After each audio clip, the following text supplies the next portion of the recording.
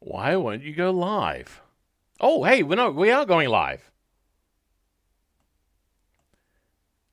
YouTube is very weird about doing consecutive streams next to each other. I completely forgot about that, but yeah.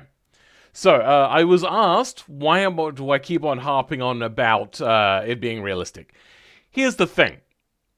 If I get something that looks like a potato, I want to enjoy a tasty potato. If I get something that looks like a juicy apple, I want to enjoy a juicy apple. I don't want to bite into a juicy looking apple and taste a potato. That's why I like realism. I don't know, call it my Asperger's, but for me, I just like it when something dries like how it looks. Yeah, I'm sorry, I don't entirely know why YouTube doesn't like restarting streams. But yeah, let's play some music now, hopefully. Good, it doesn't seem broken, so that's good. But yeah, alright. Let's just go back into the Discord and quickly just say, for real this time, it's now live. There you go. I was just talking about, because somebody questioned in my Discord why I was harping on about it not being realistic. Even though they said it was a conscious decision to not make it, to make it not realistic. That's kind of what I was getting at.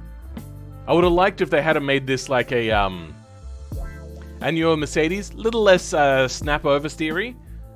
It would have been absolutely fine. Would have loved it. Would have thought it was great. I don't know. I just kind of want an old muscle car to drive like an old muscle car. I like old muscle cars. It's one of the few things that beamng does well. And braking performance like that is like super car ranks. I know that they said that they were trying to make this like a supercar, but yeah. I wonder if this thing has any toe in on the rear. Let's get it onto flat ground. And have a quick look. Because supercars will have toe in. Different wheel debug, this one. Advanced wheel debug. Toe on the rear is almost completely... Oh no. There's 0.2 of a degree. Yeah, I feel as if it would do a lot better with just a little bit more toe in on the rear. Might cause a little bit of understeer, but at least it'll become a little bit more controllable under power down. Oh, they've adjusted for toe out. Interesting. Wrong way in my opinion. But then again, if I'm a customer of this sort of car, they'd build it to my specs. Is that right? 0.4 of a degree? I feel as if it should be more than that.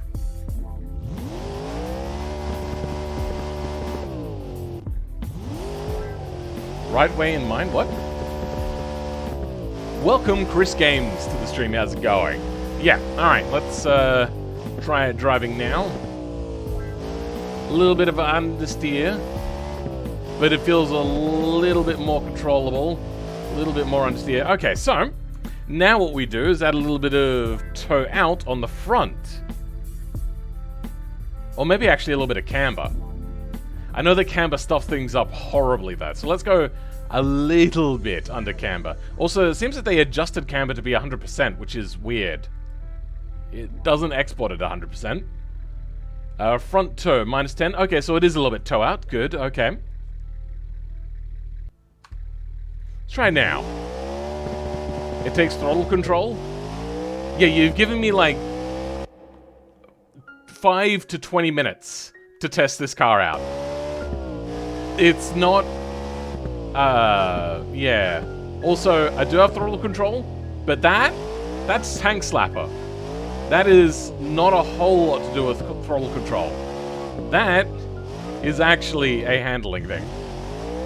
It is the sort of thing you can practice and learn, like myself.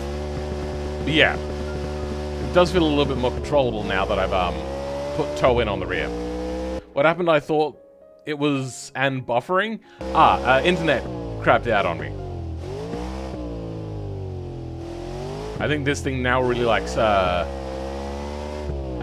what do you call it? What's that thing? I can't. My brain isn't working. Why my brain don't work?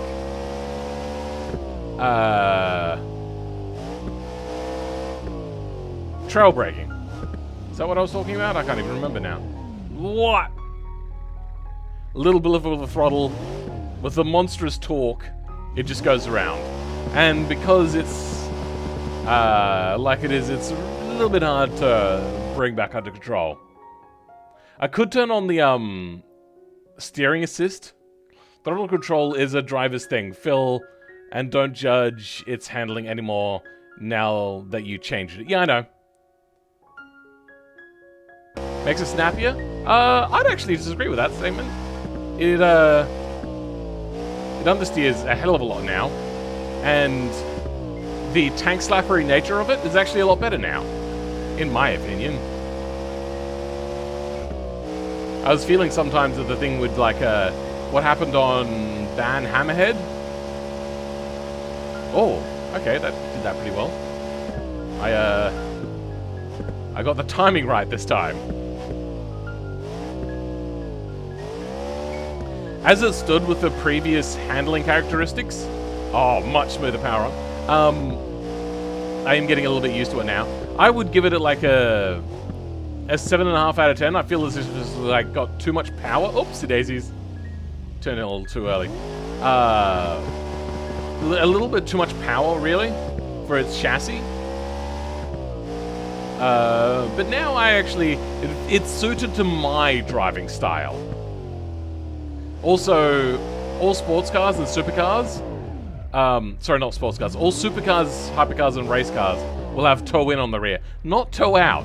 Toe out is the sort of thing you do for drifting. If you wanted to make a drift monster, that is very different. I probably wouldn't call this a drift monster though, because it has a, what is a low angle of attack? Is that what it's called? Before it reaches terminal oversteer, unfortunately. I would say, for my driving style, I have actually improved this quite a bit. Still that understeer though in the late corner if you're not lined up right. Control is the driver's thing. What did... You guys are like real super dicks with saying like it's always my fault with throttle control. I mean, I get it. I'm not trying super hard, but I'm also like just getting into the car. I am, as always stated, using a controller which is not as good as a wheel. I know some people are absolutely gods with the controllers.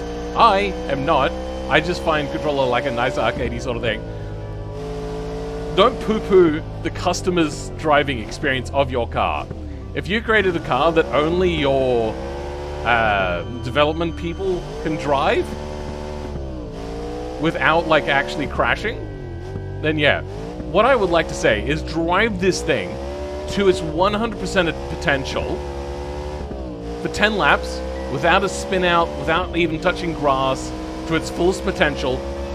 No mess ups, no crashes, no nothing. If you were trying to create a race supercar, it should be able to do it.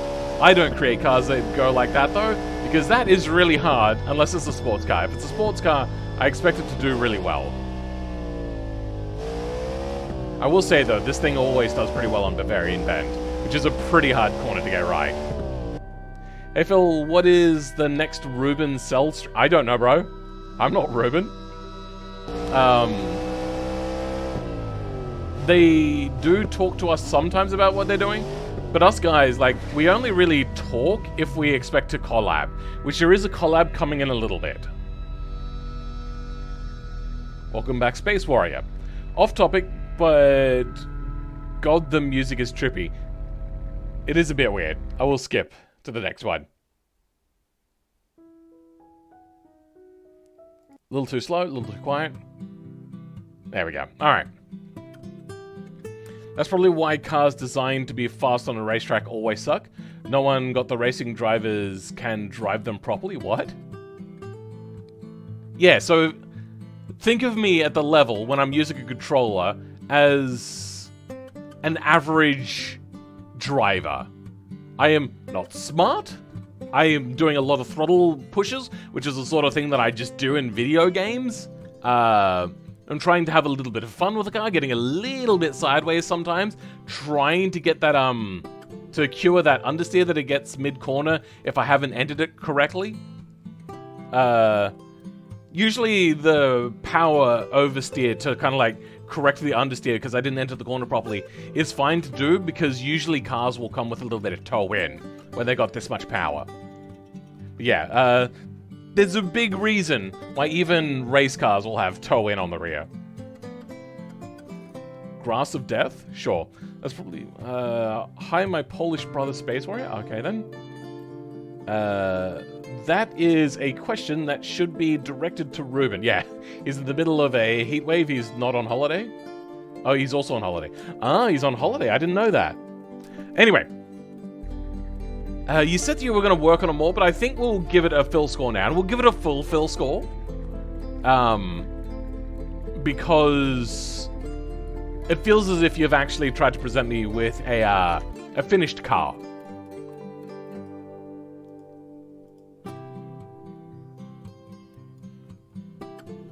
Stream scoring. Okay, so starting off with styling. It really feels like a little bit of a cheat because you are using an old car that was already pre-existing for this company. But I don't mind it. You've chosen a good-looking car, and it looks like you have improved upon its design. It looks fairly nice. I like the flared wheel arches. I like the little vents that are in here. That's probably original. I like the hood decals. I like the gold color on the grille. Your lower valence area, though a little bit far forward, that could be an aftermarket sort of thing, so I will accept that. The rear end looks really nice and well done. I am personally not a fan of the cat eyes. On the front, they look okay, but I'm not really looking at the front, I'm looking at the rear. That's just a personal preference. I'm guessing that a lot of people really like it. I think it's cool, I just don't like the look of it. I can't really think of a way of putting that. Like, some villains are really cool, but you don't like them. Or the other way around. Like, the complete polar opposite of that statement would be... I like Sheldon Cooper, but I don't think he is cool, as a character, that is. What? I'm very confuzzled as to what you're trying to say. Welcome back, hi Simon. So, styling, we'll give it like a 7 out of 10. A lot of kids will like it, a lot of people will like it, some women will look at it and go, oh, that, you just got an old car. There are some dumb people like that. Not just women, but also guys. I just use women because that, in my experience, most of the time it's women, but I have had some guys that go like, oh, why don't you just buy a new car, as they drive around in, like, the most brain-dead Mercedes. I'm like, you have little to no imagination, man. So those guys frustrate me. But yeah, anyway. As for people that are just not interested in cars at all, and be like, oh, I just want to drive in a new car, I think this one is a nice mid-in-between because it's got nice, comfortable sort of seats. The suspension is not overly wallowy, all that sort of stuff, and it does have modern stuff, like your air conditioning that's pretty decent, and your sat-navs, all that sort of stuff. So, I think that's a decent enough score. Acceleration, I'm going to give that like a 7. It's pretty unpleasant with the toe out, which is what you want me to score it on. Handling, we'll go, I'm thinking 9 on, oh, no, it is unfortunately sometimes just a little too snappy. I would otherwise give it a 9. Which would take a lot more toe in. Like, I'm talking a lot more toe in. Usually a race car on the rear will be, I think, between 2 and 6 degrees toe in.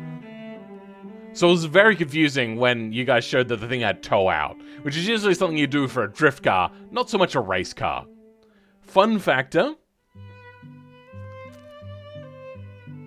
I feel the fun is a bit dampened from what it could be with its snappiness.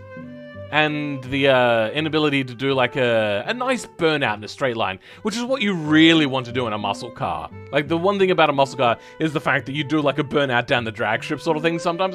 It's not really efficient for the time, but like all that sort of stuff, it just feels a little bit dangerous. So I'm going to down that to like a 9. Because otherwise it is pretty fun.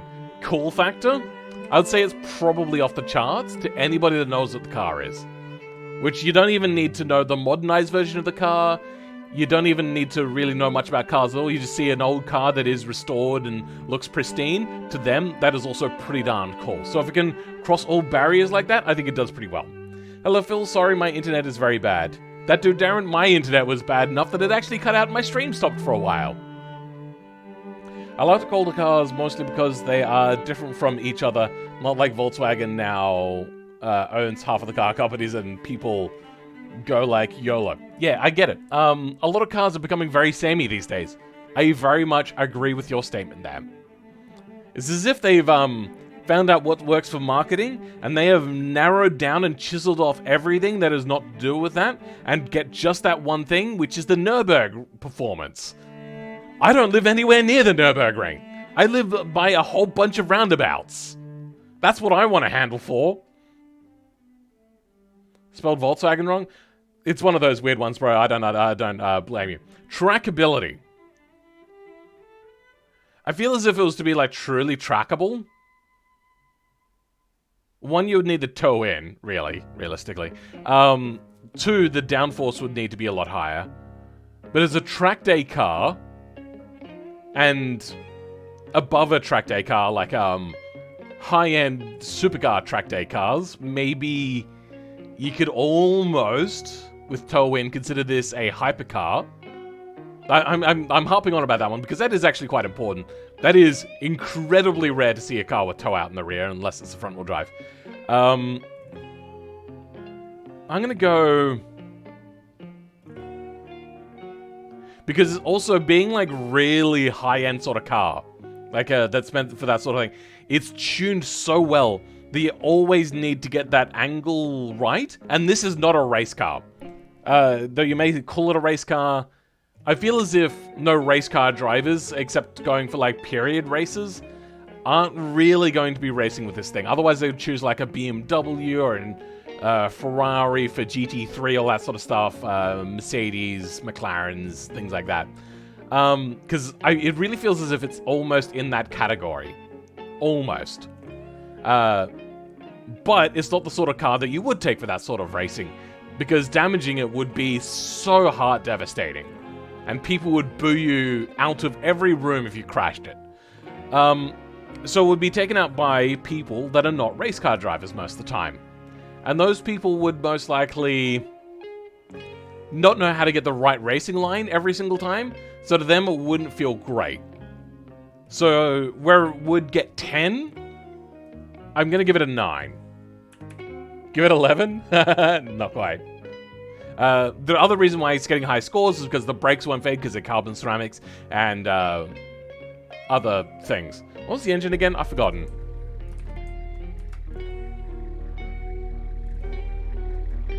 Yeah, that is kind of a racy sort of engine. Features! I'm guessing it doesn't have all of the, like, Mercedes and Maybach sort of things that you would expect on a modern car, with, like, your radar-guided cruise control, your 4-split climate control. It doesn't have a big screen that takes up most of the dashboard area. Or just like the iPad on the dash sort of weird look that happened a couple of years ago. There's no iPads on the back of headrests. It's not a 3-point harness in the rear. It's not like completely decked out for extreme luxury. It probably doesn't have massaging seats. It probably doesn't have heated seats. All that sort of stuff.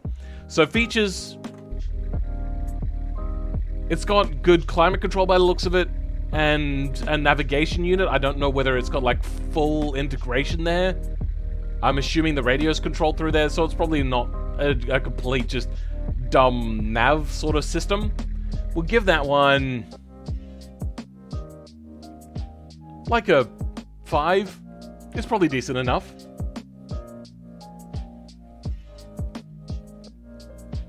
Someone make a Volkswagen car next week? Sure. I like the Porsche GT3. It's a very high performance racing car and many people would go crazy about it. Sure. Doesn't tickle me giblets. 6-liter naturally aspirated V8. Okay. Do you know that English is not an Germanic languages? What? I know that it's heavily influenced by the German language, And the German language is heavily influenced by Latin, though it is not, like other Romance languages, entirely based upon Latin. But it is heavily influenced by Latin, which English is as well. Comfort. Very solid suspension, as we saw. Not the absolute stiffest. It's not like... Yeah, as you can see, there's actually give in there. Seats, though, not completely plush. Give it a nice buckety sort of look to it. Rear seats are probably not the most comfortable, if I'm going to be honest. By American standards, that might be considered comfortable, but here, if I was on a bench seat, like that sort of a flat seat, probably wouldn't like it so much, especially if it's like very vigorous driving. Also, like, there's not like I like to grab onto a seatbelt when a car is driving very vigorously, and this feels like the sort of car you would like to drive very vigorously, in a straight line mostly. I'm gonna give it like a 5 out of 10. It's not uncomfortable, and it's probably not considerably comfortable.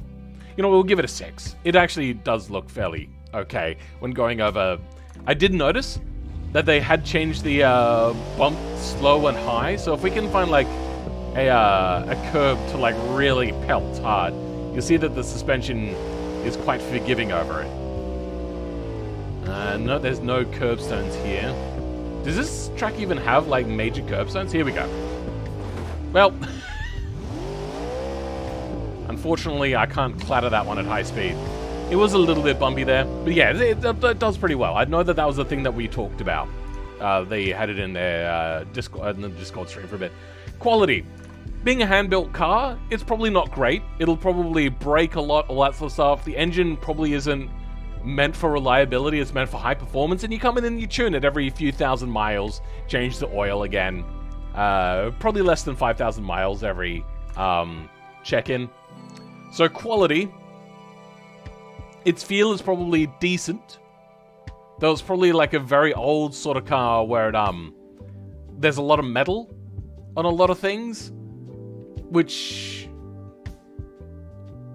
steel just doesn't feel great. It doesn't feel soft like the padded leather that you get in a lot of cars these days. We'll go like a 6. Practicality. It is probably not the most practical car. What's the suspension in the rear again? It's not push rod, is it? No. Alright. To repair and whatnot, probably a bit of a nightmare.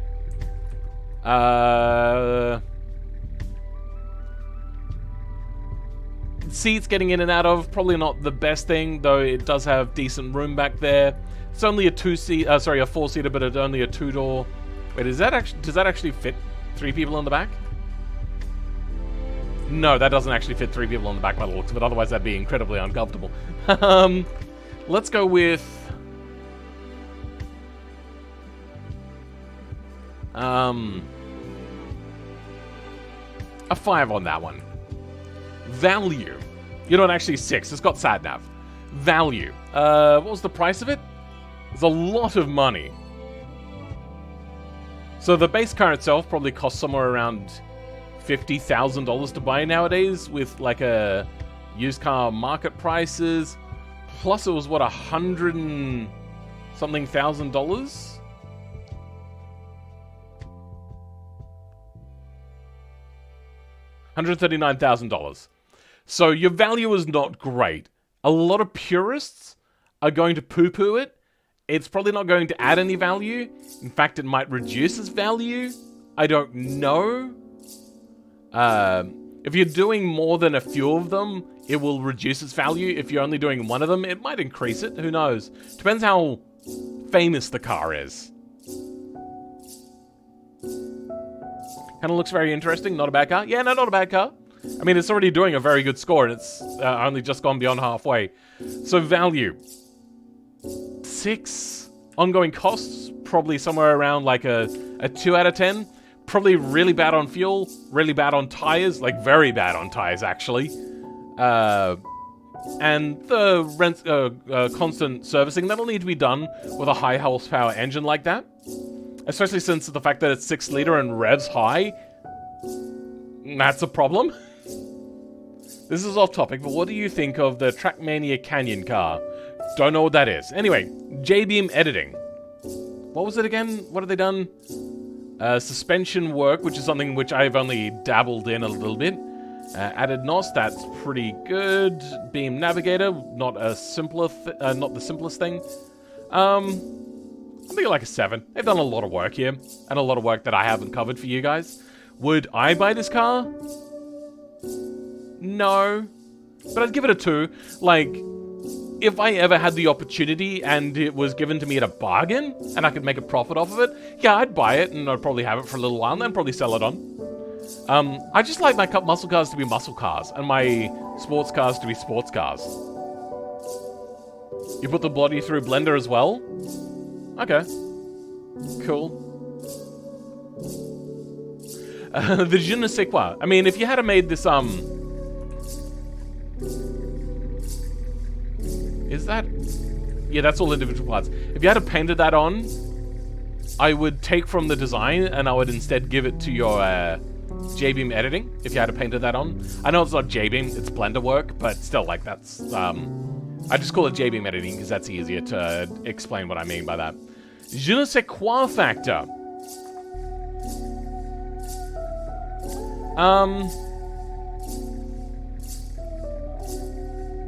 I feel most of it is already represented actually pretty well in most of the scores. So we're going to leave that one as is. Just maybe give that like a 1. Just, I feel as if it's a little bit better. Oh, you know what? It's also about like the effort that's gone into the design. You know what? That design, we'll give it a 5. Realism and commonality, it's incredibly uncommon. Though it's not fully unrealistic. We'll give it like a 2. The realism is the only reason why it's getting any score there, because it has actually happened before, as you stated, but it's commonality. There would be so many people that would slap the shit out of you for doing that to this car. Look up the Isdra Commander GT end of stream. Okay, you'll have to remind me though. So yeah, 97. That is a very high score for a car. Very much appreciated you giving it to me. Though, I don't know. The only resto mods which I've really liked have been the Singer Porsches. But that's because normally I'm not actually that interested in Porsches. But the Singer Porsches just do something that make them pop for me. Where it comes to a muscle car, I feel as if it's a bit of a desecration to the car gods. I'd like Phil to play Forza Horizon 5 just because of the beautiful graphics and making car models. I have a video on it. You can go watch that. I also did a short on it. They are related, but not from each other. Well, okay then. I didn't expect that score. Thanks for the review. This is not your car, is it? This is somebody else's car that you just helped with, right? Who was it that made it? Oh, it is you. Sorry. My brain is completely wrong about that one. I think the acceleration is great within 3 seconds, though. Oh, okay. There. A score of 96. That's about right. Just don't clutch dump it and start driving. Wait, Forza Horizon 5 is still relevant? Yeah, I know. I feel as if Forza Horizon 5 dropped off incredibly fast. Also, I remembered when I changed that as well, that the top speed is way too high. Sorry, I was getting confused, because there was that whole conversation here. I kind of got confused with that, because I didn't read it properly. But yeah, great car, great score. Welcome, Monte Carlo. I love how you've written that. Well done. Next car is... Oh, okay. You know what? Let's read the description on this one and decide where we take it after that. So, C01B2. Codename, sure. No. No. Here we go. Okay. This was one... Oh, sorry. There was once a man who sat on a... No, that's something else.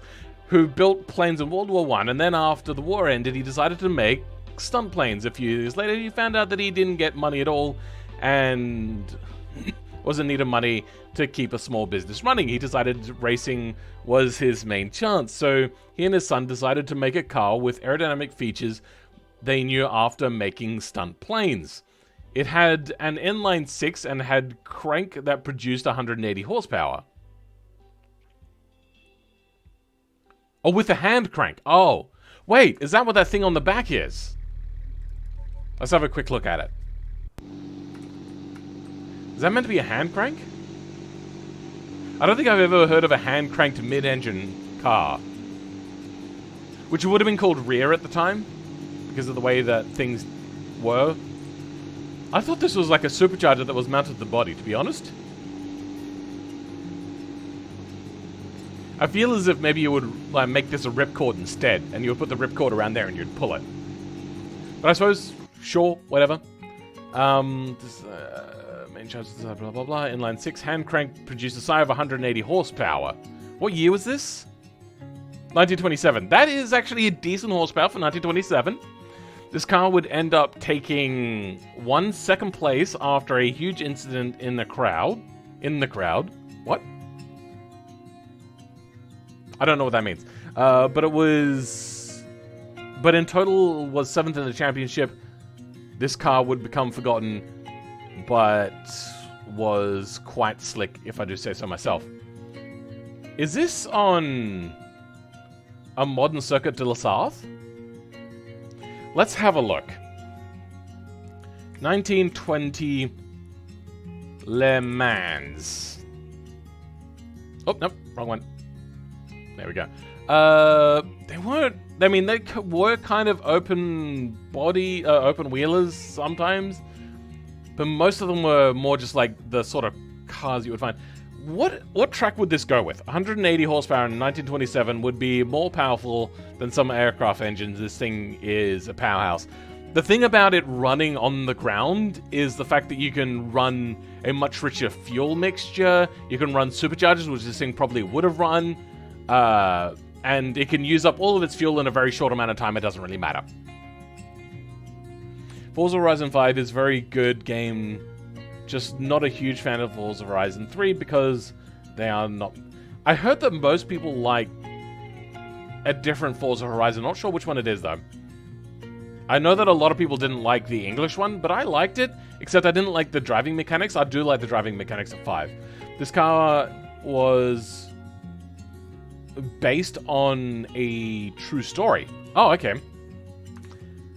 I don't know if I have like a historic map for this.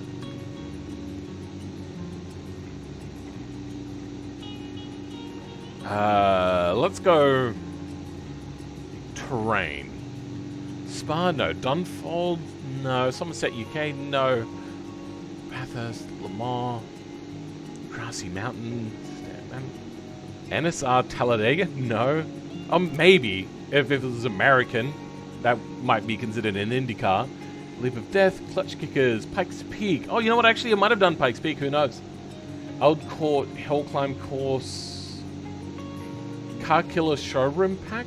Le Mans 1967. It's probably the best place to put it, honestly. Bonneville Salt Flats. Modsacron? Oh, Akron 2. No. Nami Off-Road. Chaos Nord. Oh, you know what? Nordschleifer. We'll do that one. Thunderdome, maybe. Rally Forest, Bumpy Island. Yeah, let's go with, get rid of that. Then type in Nord. This one. Okay, we're going to take this one to the Nordschleife because I feel as if this one would have been taken around there. It's not a historical version of it, but it'll do. Most of the times that I got to Forza Horizon 5 is to mod some cars and leave. What I don't like about Forza Horizon 5 is it's just not a smooth experience to get into and start driving with your friends.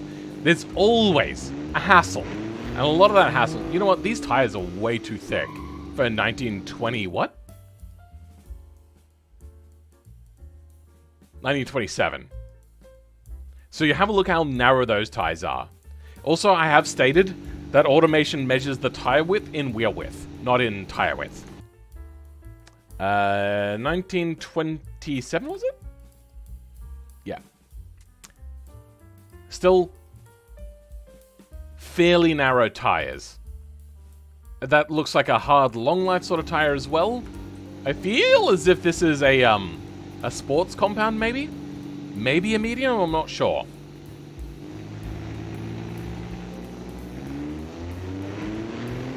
This thing has a very long first gear. Also, these cars were not meant for handling. They were always about acceleration. 1927, this thing most definitely would have tried to do some sort of solid axle. I know that you're going for rear mid-engine, so you can't have a solid axle in automation, but maybe do some workaround to make it work.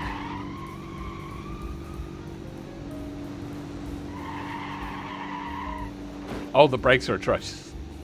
Let's try that again. Give me a second, though. Just get it lined up. Wait, I was going to do something before I went, but I can't remember what it was. I think the gearing is too long for a car like this, to be honest. Might take it to the bottom wheel salt flats. I wish you kind of had a... I know that you've taken this through Blender, fixed this up. So, if you watch my video on how I make mod bodies, you would get a clarification on how to fix these sorts of things. It has to do with resetting vectors and whatnot.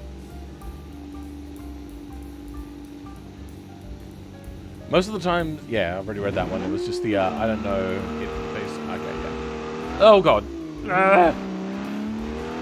Yeah, these cars would have just run incredibly narrow tires. Back in the day, they were not really for creating downforce. In fact, a lot of the times, they probably thought the lift was probably the better one for the body, because being lighty and floaty means that it's going faster because it's about to take off. I mean, why would they think any different? They didn't really have engineering in cars at the time.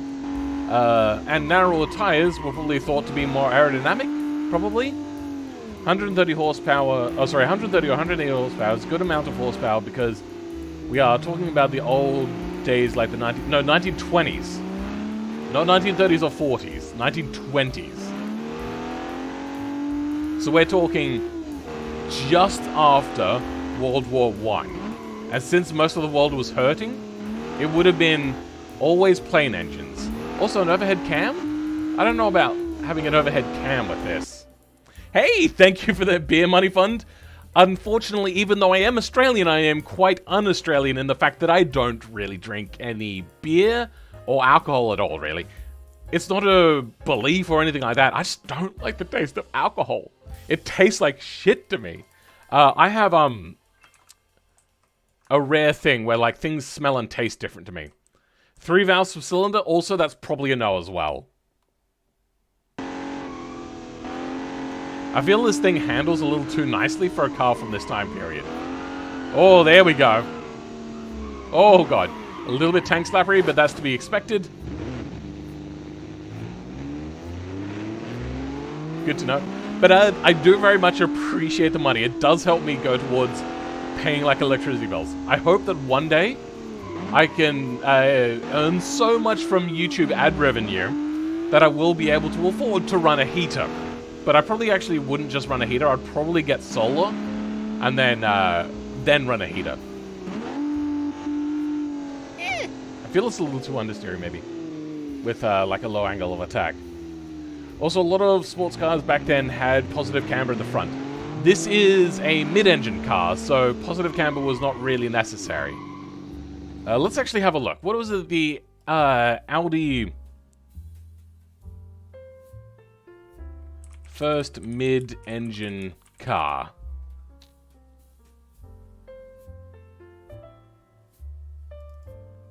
Audi.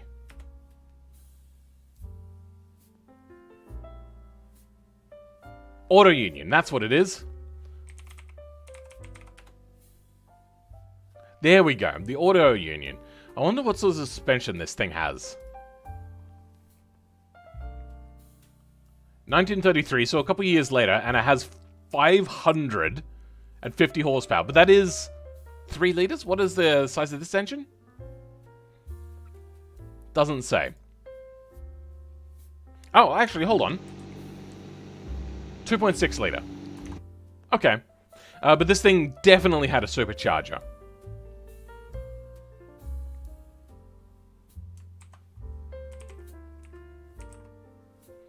Ladder chassis and suspension.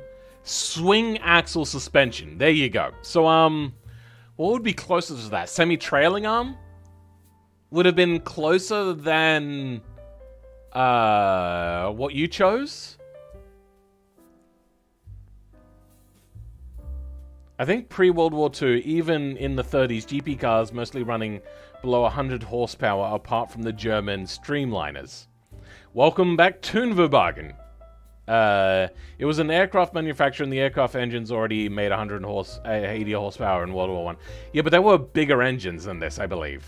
In the 1920s, smaller aircraft engines had 180, so might have thrown one of those in there. Fair enough. Do you think of Auto Union? Do you thinking of Auto Union? No, I don't thinking of Auto Union. I like Auto Union, rip Auto Union. Okay. That does not look like positive camber on the front with this car. Oh, from this angle, actually, it does. That could just be the angle of the photo, though. Because here, it doesn't look like positive camber. Or maybe just a little bit.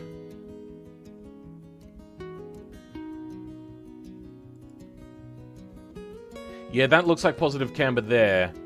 Okay, so it does actually have a little bit of positive camber. Alright, fair enough.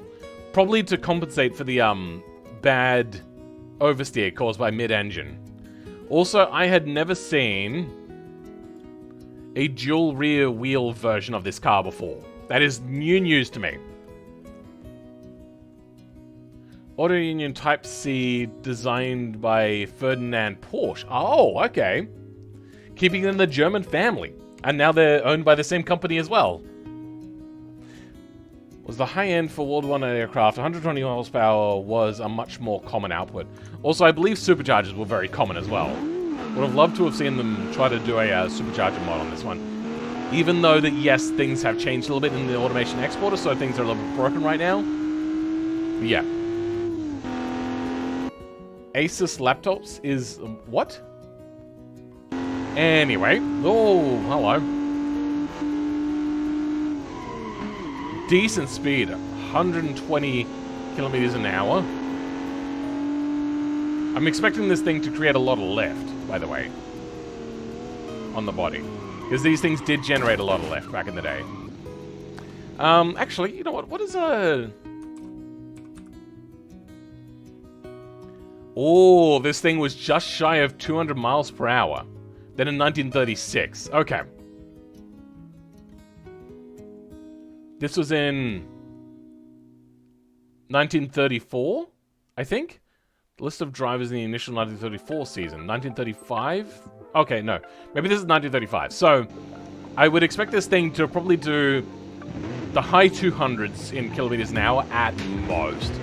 I'd probably expect somewhere around 250 kilometers an hour for this sort of thing. Dual rear tires were for hill climb versions of the car because the tire tech did not allow for wider tires. Makes sense. The problem is you're dividing the pressure amongst the tires. So you're not really gaining a huge amount of benefit. But if you're going uphill, it might actually help a little bit. Oh dear. That was my bad. I forgot that I wasn't driving a modern car. Or a well-tuned Formula V. If you guys were around for the Formula V stream. Which we just did on the Nürburgring.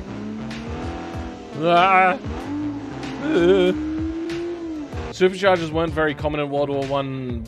They wouldn't become prominent until the 30s. Oh, okay then. When planes went high enough to need forced induction. Yeah, it was also when they were going to single element wings. Do you know that Ferdinand Porsche is from Czech Republic? No, I didn't. Interesting. But I'm assuming that they were in Germany for a very long time. Through the Volkswagen era and the creation of Porsche. Car company. Thought of himself. Damn it! I'm used to driving my Formula V around here since I did the driving of that most recently around here. And it just feels sometimes like a Formula V. I forget that this thing has a much heavier and much taller engine. But these things weren't really for handling anyway. They were predominantly for high speed, so lots of speed, brake. There's actually a video on YouTube where this car is thrown around a hill climb. It is quite very fast for the 30s. You mean 20s. Well, back then it was Austrian, Hungarian, or whatever it was called back then. Oh, okay, fair enough.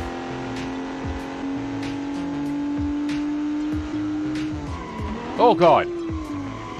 I think the brakes are really unbalanced.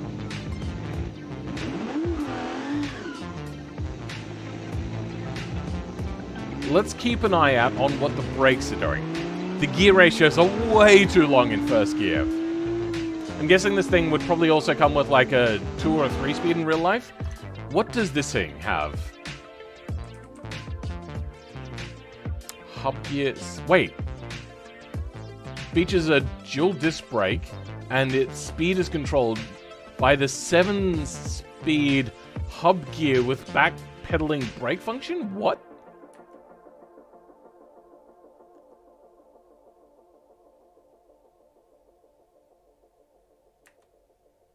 Transmission, 5-speed. Oh, okay. But this being a much smaller company, I feel as if probably wouldn't have access to huge tech like that. Especially in the 1920s. I feel that this thing would be only like 2 to 3 gears. Focus on getting that high speed, and that's about it. I also feel that the revs might be a little bit high for a car of the 1920s. I'm guessing the engine is older than 1927 as well. Yeah, driving a little bit nicer. I think it's a little bit hard to tell which wheels are locking up, because we're not on flat ground right now. And they are incredibly sensitive to lockups. Ah!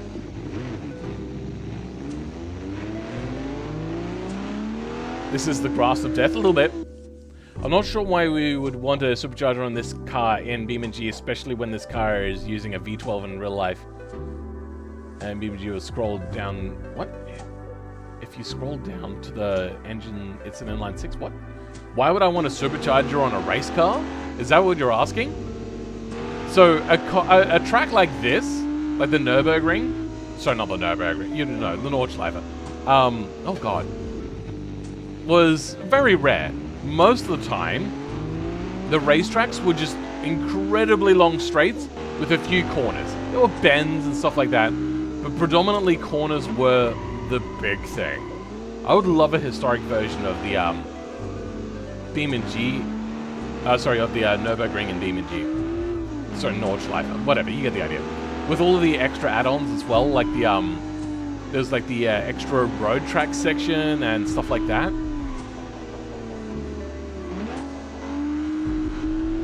Yeah, cool. If you're careful with this thing, it's fine. Are you alright, Pippa? Sneezing away?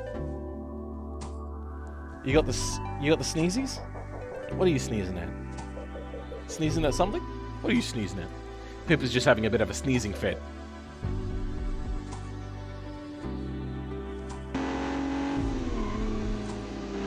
All I know is my family escaped Prussia, which is now Germany, after the First World War, I think, and they moved to Australia. And South Australia took a lot of Germans in, and South Australia is very heavily German influenced. There's even like a suburb up in the hills called Harndorf, which is very German based.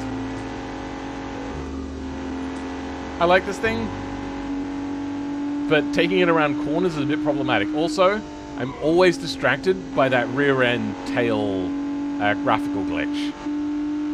Also, racing at the time was mostly in time attack format, if I remember. Really? I didn't know that. Large chunks of Prussia are actually in Poland now. No, the part that we're from. Sorry, my German half of the family is from a part of Prussia, which is now Germany. That's what I heard, at least. I do actually have also in that side of the family people from Poland. I also have people from, but not very many, predominantly from the Prussian, German, a little bit from England, stuff like that. We do have... Oh, God. I feel that this thing has a little too much rear bias on the brakes. I'm just going to juice a little bit of understeer, under braking. A little bit more. There we go. Australia has the world record for the biggest Lego set. They made a whole football stadium. It took 3 years, 10 months, and... What? Why? Why would they do that? Anyway. Oh god, oh god, oh god, oh god. I messed that up. I want to go into the carousel.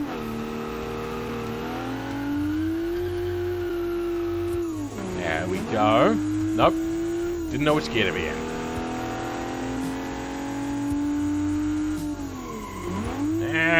Brakes are still locking up a lot. And then in that carousel, being such an old race series sort of thing, carousels back in the day were very common. Big, massively banked corners. Because cross-plies, no downforce, usually actually a lot of lift, you weren't really getting around corners unless they were massively banked. And some corners were hugely banked. So these carousels are actually not actually that banked at all. There was also Formula 1 races. There wasn't a Formula 1 championship at the time. It was just called Grand Prix. They were actually raced side by side a lot of the time still. There was also a lot of time attack, yes. That's why the Pikes Peak Hill Climb, which started in 1916, was also time attack based. It just started off that way and has continued that way ever since.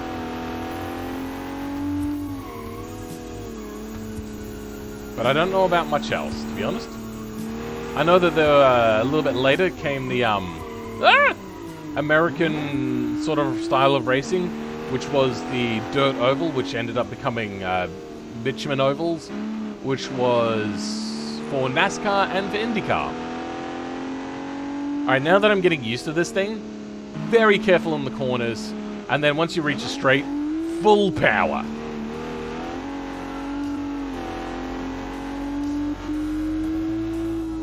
Oh.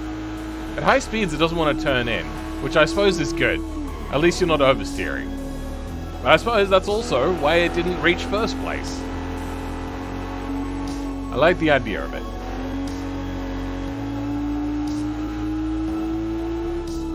Oh dear me.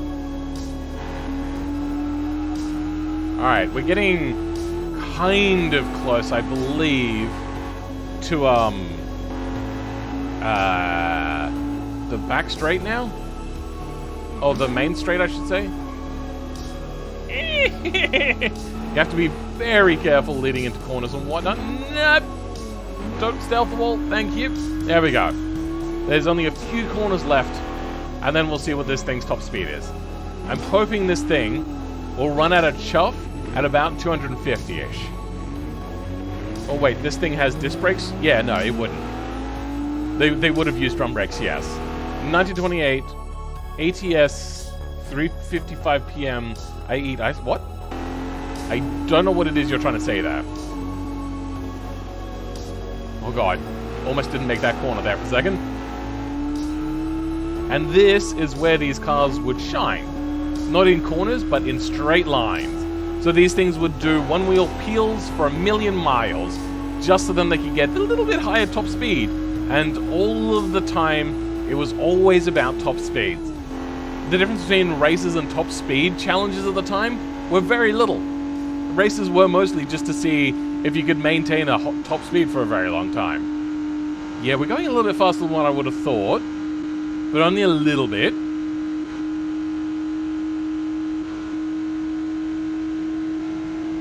Now we're going downhill, so I would expect it to go a little bit higher. But yeah, I would have guessed somewhere between 200 and 250.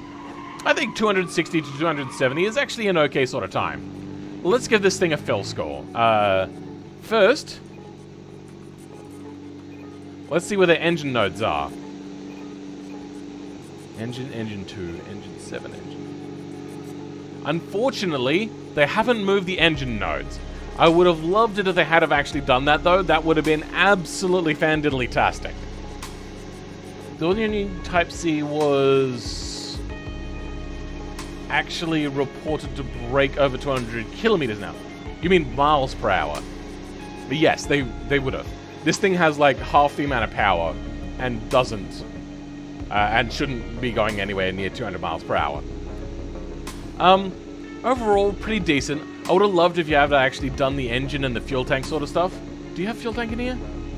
No, I see nothing to do with fuel tank related by the looks of it. But that would have been cool. You can actually activate fuel tank nodes pretty easily because all of the framework is there. They just don't have it in the cars yet. Let's go. Take a quick look at a different car. BD46B? Cool, yeah, let's have a look at that one. Is it under engine or is it on... It used to be under engine. I don't actually know if it's still there anymore. Intake, nitrous, management, structure, engine internals, turbo transmission. Oh! Main tank? Oh, it is here.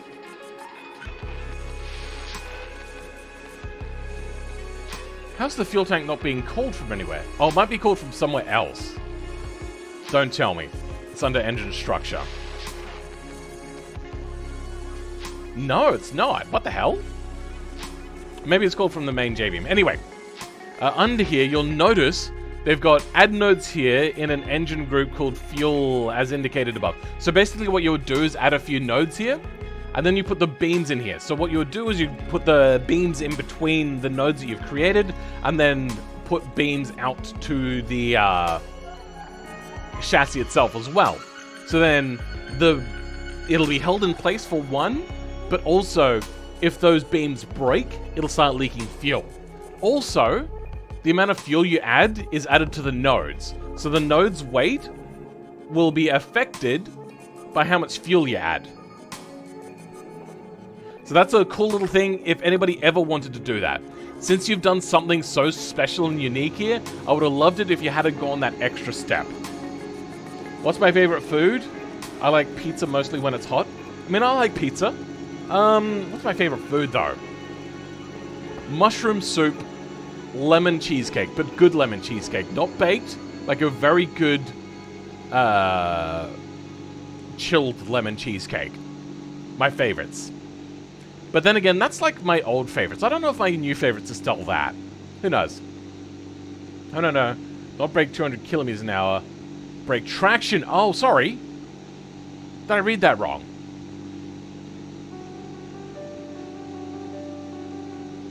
Oh, yep, sorry. I skim-read that. My bad. Bye, Phil. See you. Gotta go somewhere? Okay. You gonna go get pizza, I'm assuming? Catch you later, bro. So, realism, not quite there. One, those brake drums, not it. Two, you're J-beamed it, so you get a little bit of boost there, but not a whole lot. By J-beam, I mean like you've done custom work to the body. I would have liked it if you had worked in some J-beaming for the nodes around there. For the style of it, I like most of it, to be honest. Even though you've done some weird janky stuff, and I have to get over that. I don't want to have to get over that, I just wish you hadn't have done that, and that had been open in the back there, that would have been great. Wait, no, is this my...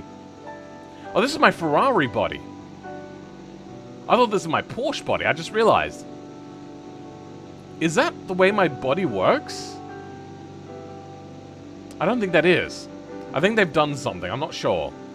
Anyway, interesting designs, interesting things. 7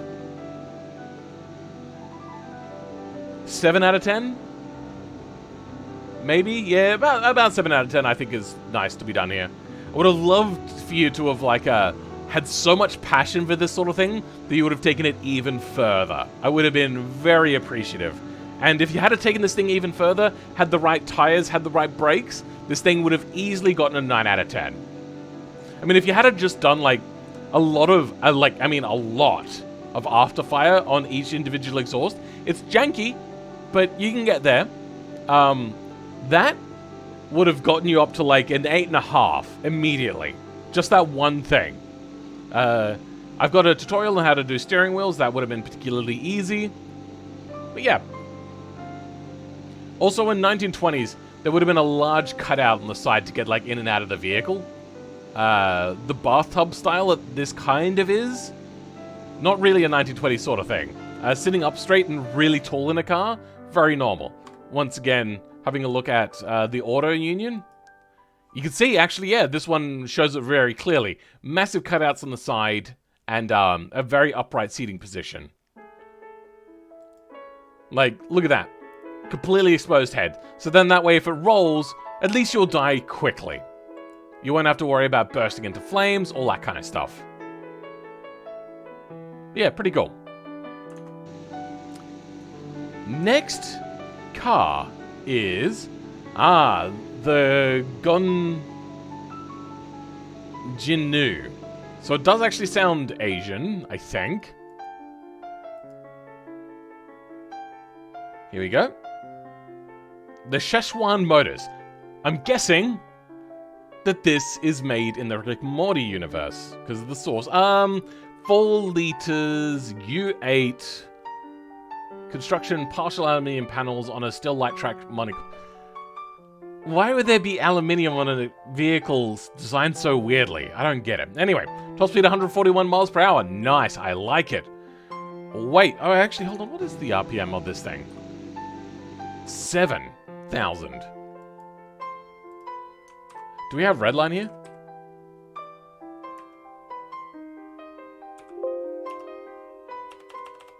RPM? Yeah. So they're topping out like in the earlier ones, 1934, at 4,500 RPM, but maxing out in torque at 2,700 RPM. This thing shouldn't be revving out to 7. It should probably be revving out to like 4,000 or 5,000 RPM at most. If it is an airplane engines are usually bigger and will have an idle speed where a lot of their power is. And they want to have a lower idle speed, especially if it's like a straight engine. Crankshaft's not very strong in the day, so it'd probably actually have most of its power at about 3,000 RPM.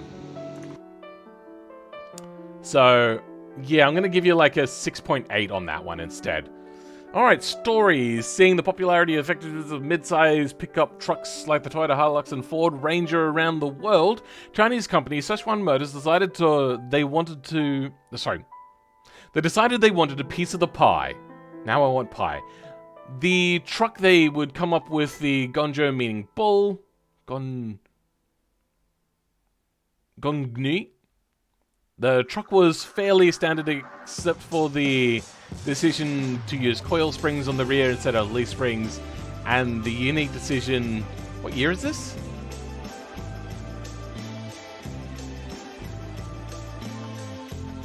Doesn't have a year.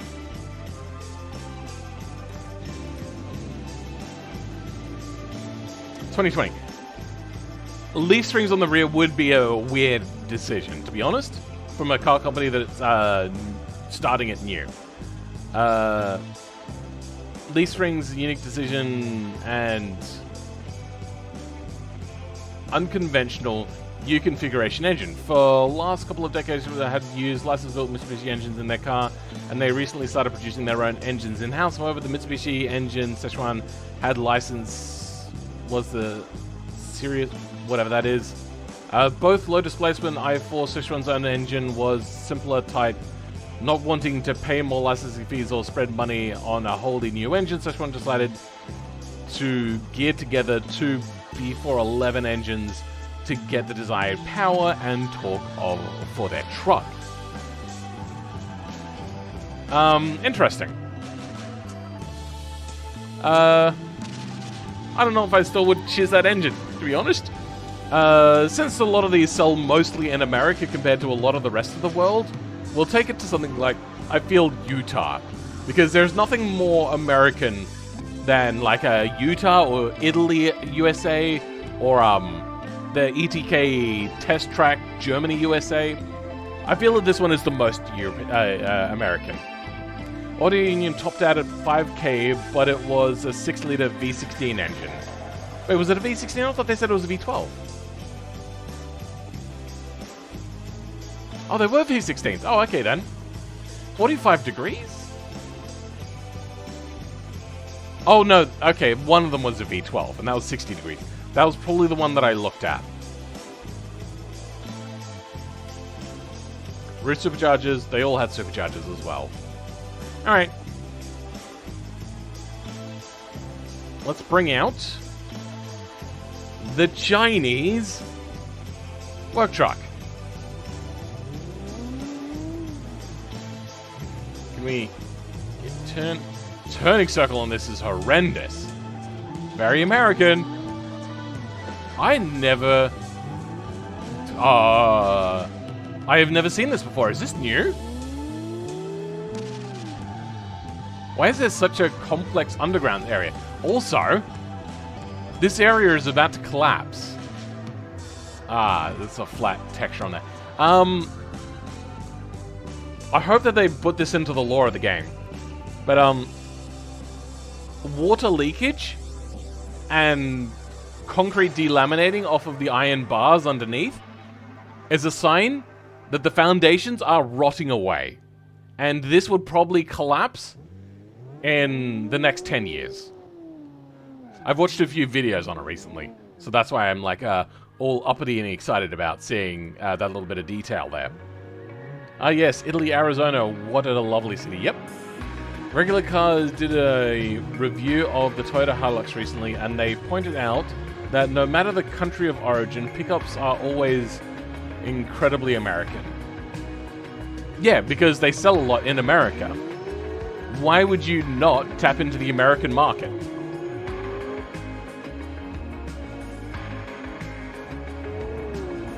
Or are you saying that in every country they're pickups?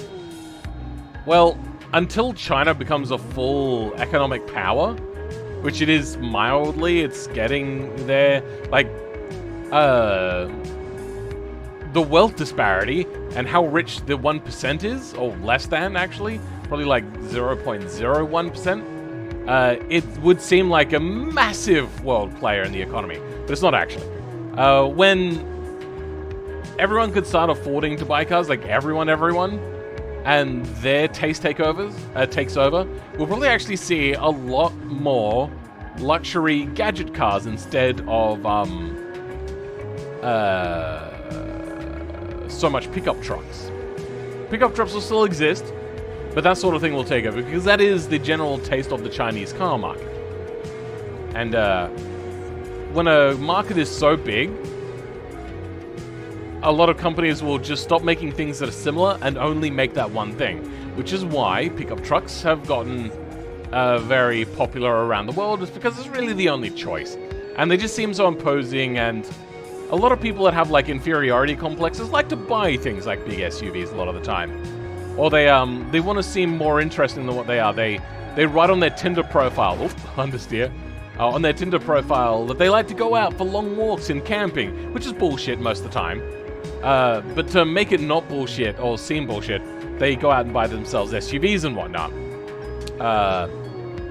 To make themselves seem more interesting and more attractive to their Tinder dates.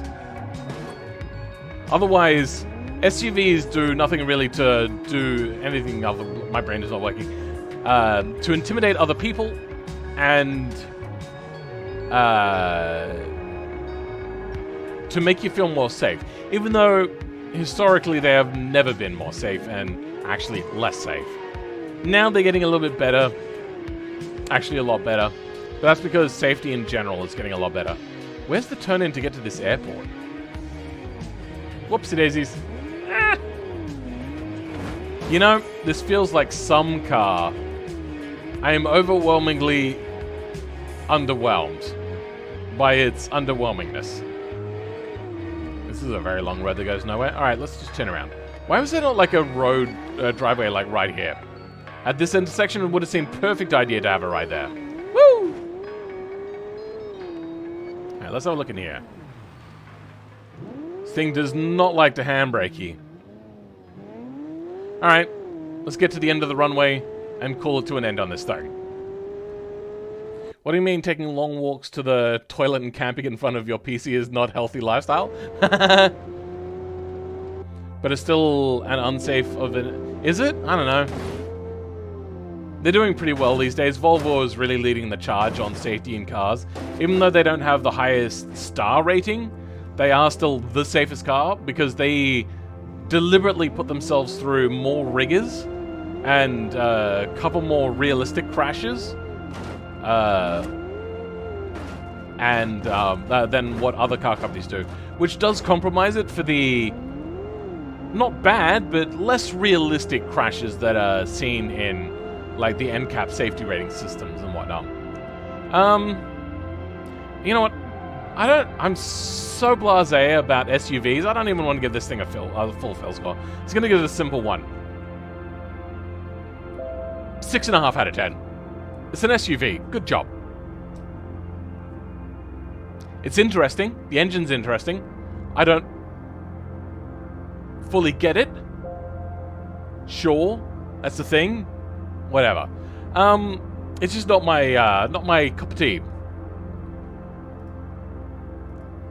It's also not like particularly remarkable in any way. It's just some car, and a lot of people will just buy some car because it's cheap. I did some towing tests with this truck. Automation says it can. It's limited to 1,700 kilos. Oh. But I managed a trailer with 2,100 kilos on it. And this truck could even climb hills in Italy with that load. 2,100 kilos? That is not much. If I can tow...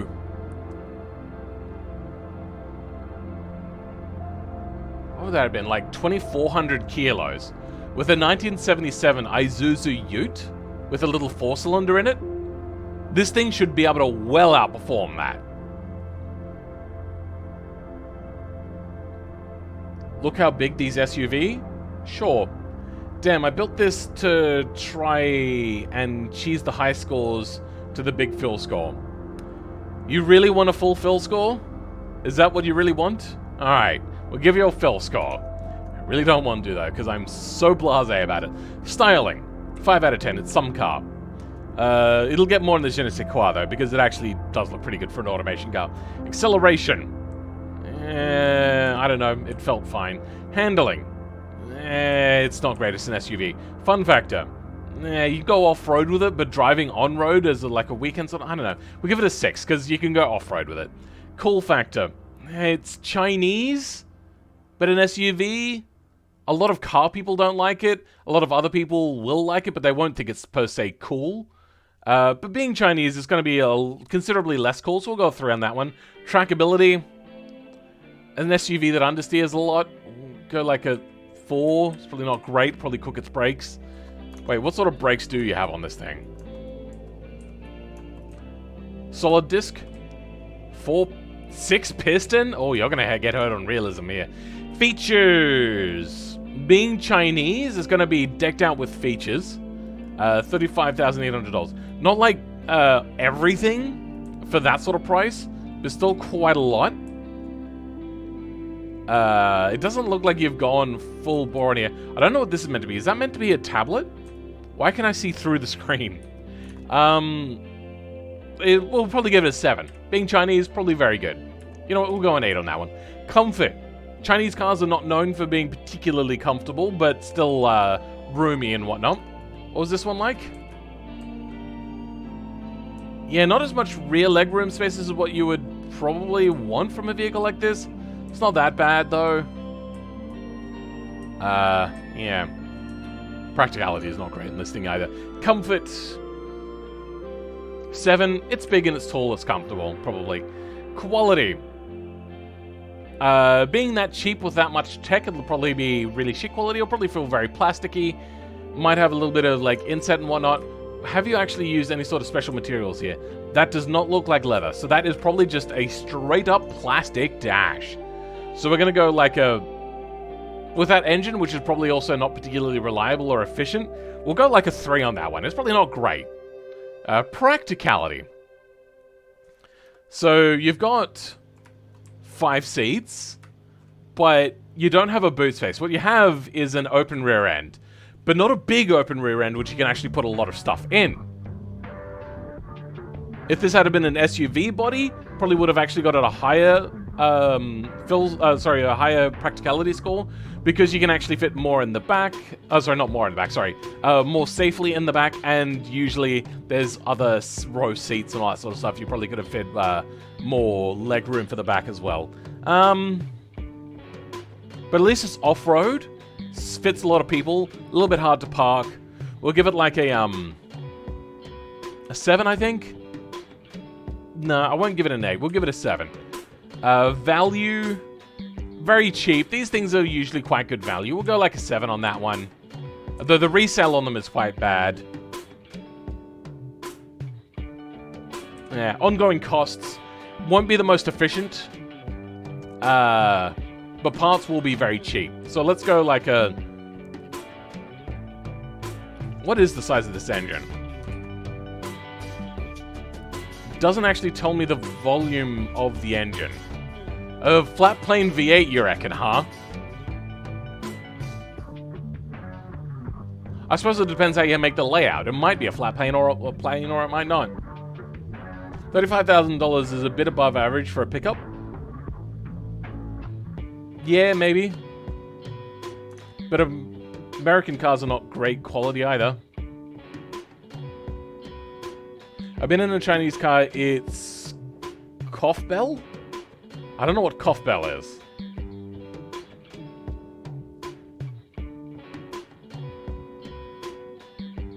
Can't think of what you were trying to say there. I would have almost thought awful, but I'm not sure. I have been in a few Chinese cars and they don't feel great. But I haven't been in a lot. Ongoing costs. Let's go an 8 on that one. It'll probably be pretty good. Because you said it was low volume engine, so it's probably somewhere like 1.6 liter engines. Wait, hold on. Actually, I can look it up.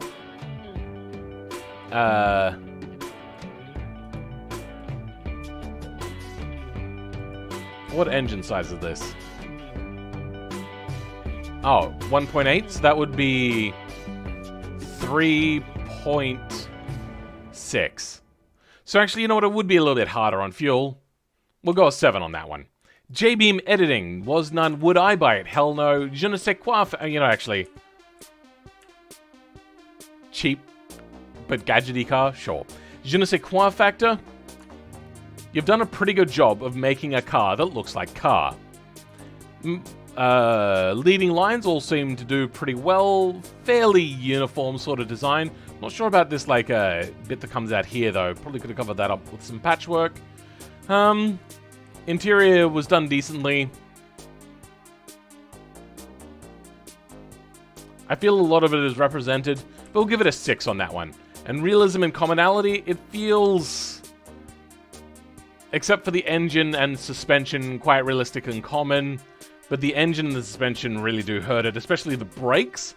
Especially if it's not like a super expensive car, so we're going to go a 4 on that one. With a final fill score of 77. Well cheesed, bro. Conbelf? Still have no idea what you're trying to say. The newer Chinese cars aren't... Oh, sorry, are... The newer Chinese cars ain't that bad rating, actually. Sure. Do you want an extra score in comfort? We'll give you an extra score in comfort. There, 8. Score of 78. Great. I don't know. Well... That's that. Phil been an early 2010s Chinese car? I have, yes. I think the newest one I've been in was 2015. Gotten better scores with the performance coupes. I mean, you're going for mostly a daily car, but almost completely forgetting about weekend. You know what? Let's go an 8 on that one. I feel that that's a little bit unfair because you can do weekend stuff. And I think we'll maybe down that one. And with those brakes, maybe we'll down that an extra score as well. So a score of 78. I feel that's a little bit more balanced. And you know what? It's not ugly. We'll give that an extra score there. There. You tried? Sure. You got a pretty decent daily score. Like, there's not really much to hurt there. If you had kept it a 4-cylinder and made it just like a turbo diesel sort of thing, probably would have gotten a better ongoing score cost. Your quality probably would have gone up a lot higher because diesels are usually fairly robust engines. I've somehow accidentally bumped up your score. But yeah, there you go. Score of 79. Not a great score, not a bad score. There we go. Welcome, I Play Everything 16 back to the streams. How's it going, bro? Let's try out the next car, which is the Italiano Sportstradale Turbo. Now, if this is meant to be a BeamNG car, this would be American. I've been in a cheese... What? I've been in a cheese from 2021 or 2022 is not that bad. I mean, it probably smells really bad. If it's French, at least. If it's like American cheese, it's probably, very fake cheese. Let's go ahead. Take that one to... You know, let's go back to the Nürburgring. If it's, meant to be, Europe, USA, like the European state in the United States of America, it will probably have been tested on the Nürburgring, very famous American racetrack. Suspension is very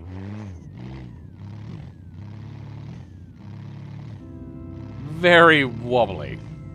I know. Hey, Twin Turbos is here. How's it going, bruv? Yeah, very squishy suspension. You misspelled Chinese? Oh, so what you meant to say is you've been in a newer cheese that aren't bad at cheesing, Chinesing, actually. Okay, fair enough. That makes sense. I'm messing with you, by the way. Your suspension is way too wobbly. We do have a short wheelbase, so maybe it's to help with not getting a lot of oversteer. Maxing out at about 200 kilometers an hour, that feels pretty realistic for a small 4-cylinder engine. Oh, that just careened on its own kind of a little bit. Healthy heart, the sign. What? Good, okay, cool. I'm assuming what you're trying to do there is convince me to do Catgirl cosplay, which I'm probably just not going to. Doesn't fit who I feel I am. Let's get turned in here. You know what? I'm going to turn off ESC. This thing is handling nice enough without it. With it. So let's see what it's like without it now. And see if this is the sort of vehicle that always requires it. Oh, look at that! The slip angle is huge! Yeah, I don't know about American geography, but I've always heard that the European state is east of Nevada. Yeah, because every map we know in beamng is actually American. Every map. It just... Don't question it, bro.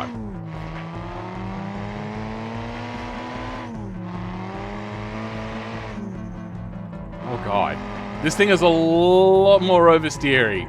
Yeah, that's the problem with a short wheelbase and a rear wood engine position. So let's go back to like a sporty, see how that handles it.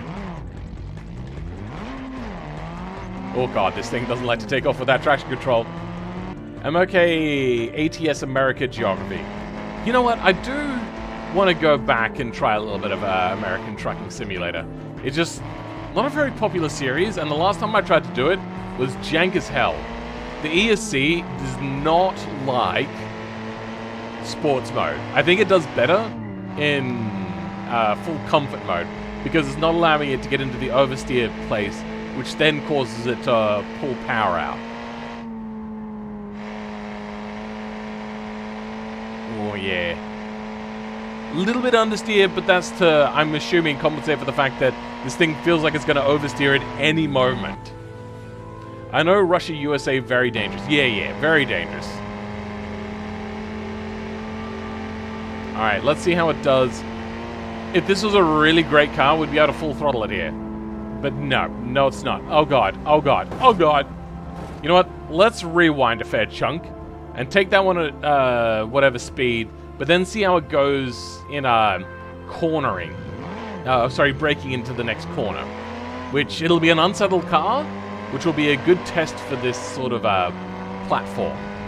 Because what you've done is a very short wheelbase car. There's problems. There's reasons why there's not very many short wheelbase sports cars. Only a few, mostly started in like the early 90s in Japan. So yeah, this thing gets unsettled very easily. Ah. Oh god. Alright. Oh goodness gracious. I do like this body a lot. It is one of my favorites. But I feel you would probably do a lot better with a flat 4. Because it's much lower center of gravity, all that kind of jazz. Let's see how it does here. This is always a problematic corner. Yep, I'm doing my best to make sure this thing doesn't oversteer here. And that ESC is kicking my butt right now. Oh, understeer just then. ESC is kicking my butt.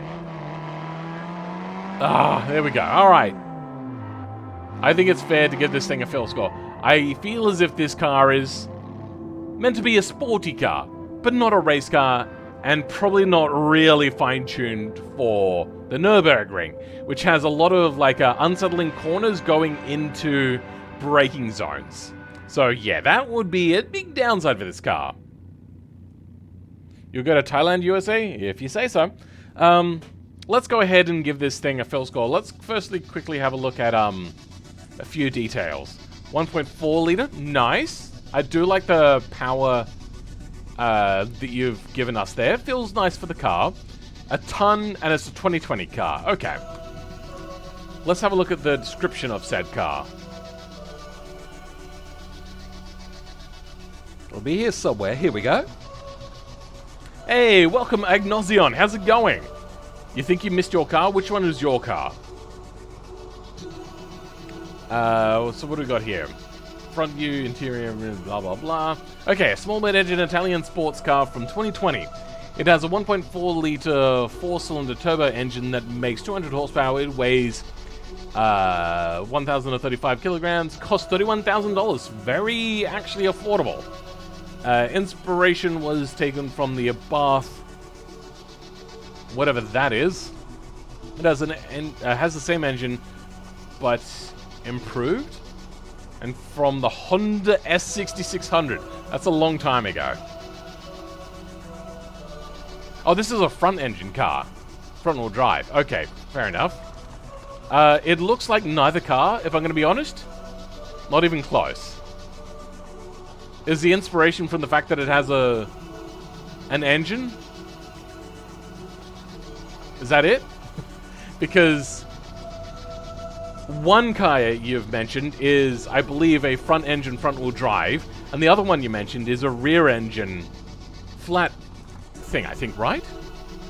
Let's have a look at this car. Is there a Wikipedia? No, let's just go to a car sales page. Do we have... No. Let's see if there's a wiki page for this. Here we go. Nope. Thanks. Great. Well done.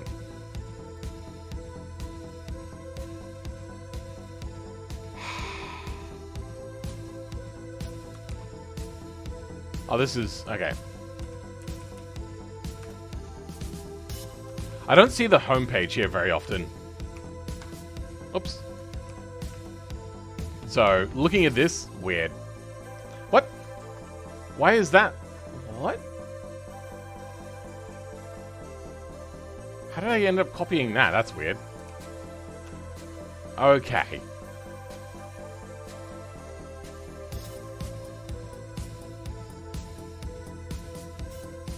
The red one. Well done. Looks like the Toyota MR2. A little bit. I hear winter, I thought it's a Korean car. You know what, actually does look a little bit Korean.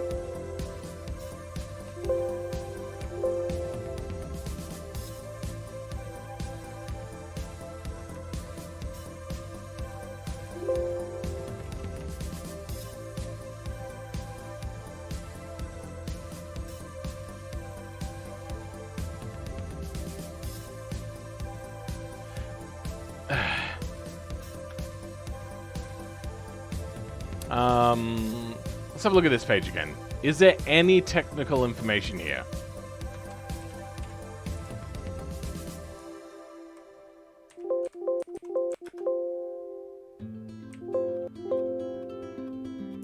Wheel. No. There is absolutely nothing on which wheels it drives this. Which means that it's most likely just front-wheel drive. So, I'm gonna call no on your inspirations here. Except for maybe the type of engine. Wait, is that... You've moved the engine weirdly. Did you rotate the engine to make it rear engine, then move it forwards? Because this is like a transversely mounted rear engine that you've moved forwards, which I don't understand. Done weird things here, right? Actually, you know what? You can get a bit of an insight by bringing up the engine nodes. Exhaust. Engine 2 to engine... Okay, so no, it is where the engine is meant to be. That is weird. I have never seen anybody do this before. Wait, hold on. How much did it weigh? Oh, this weighs about 100 kilos more than what they reckoned it does in automation. Interesting. All right. Fill score. Styling. I like it, but as I stated, all of the parts which could be improved, mostly the front is very flat, and you could do the materials properly.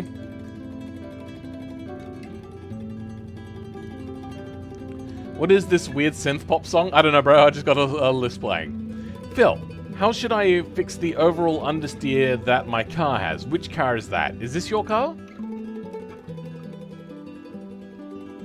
This is by Panzerotto? And they don't say who they are, so this is not you then. It really depends on your car, bro. There's no one rule. I do have a short tutorial that's a little bit off now, but still should help on my YouTube channel. Content. Suspension. It is called Automation BeamNG Suspension Basics. Styling. What the hell?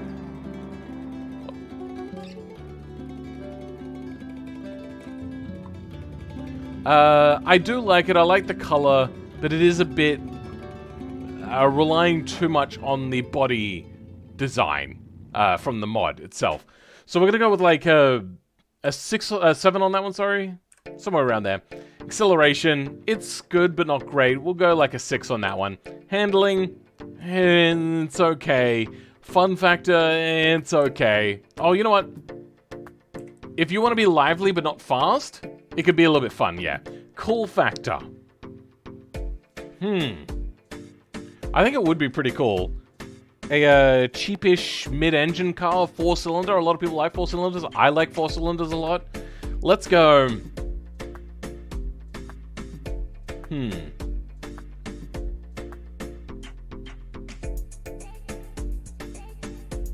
The red one, Aston Martin car? I don't know.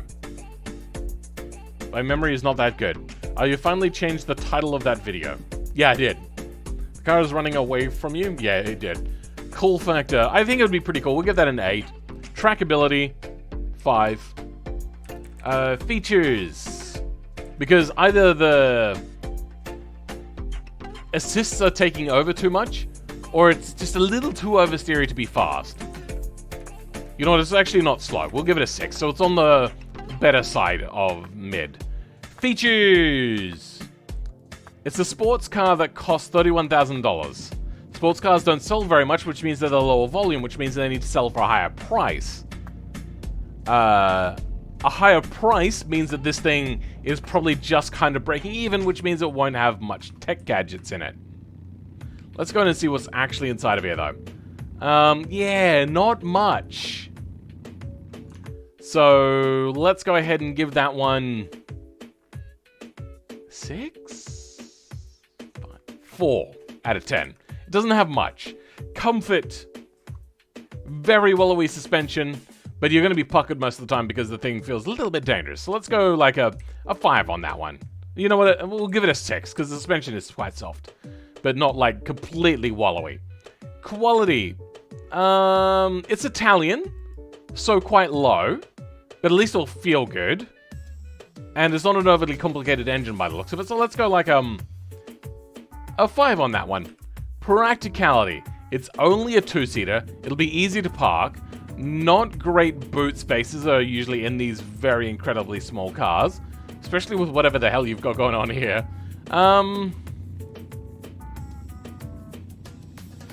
3, 2 seats, but easy to park. Value, $31,000 for such an incredibly small car, and I believe that there is probably better driving cars out there. Let's go like a 5 on that one. It's kind of middle of the road. A little bit underwhelming on the handling.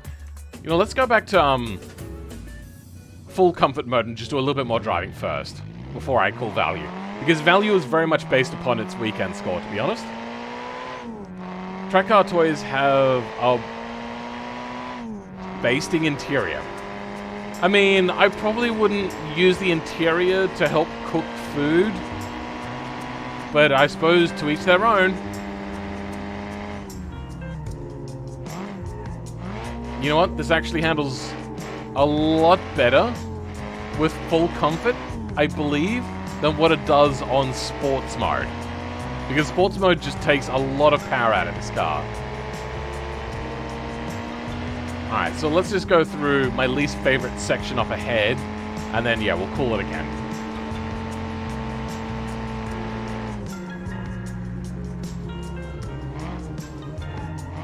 Ah! That was my bad. Still, whatever.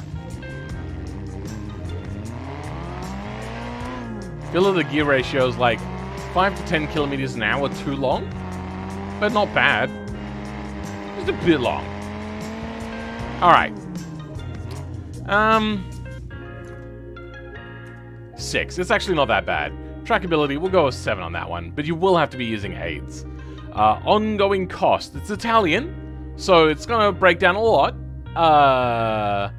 And the interior will crumble apart eventually.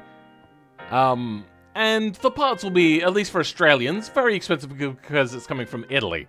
So we'll go like a 6 on that, because otherwise it is a low-powered 4-cylinder engine. It probably won't chug through oil, but it will need to be changed relatively regularly. JB editing, I don't believe there was any. Would I buy it? Kinda, yeah. Not an engine? What are you talking about? Je ne sais quoi factor. I feel that most of this is already fairly well sorted. I'll give it like a 1 because at least it handles well. Realism and commonality. Good choice of engine. Good choice of suspension. What are the brakes? We have 2 pistons, and what was it, 1 in the rear? You know, actually, the brakes weren't too bad. That was the wrong button to press.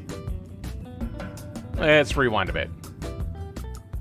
And see what this thing does like with trail braking. You know, it's a little too slow for most trail braking, to be honest.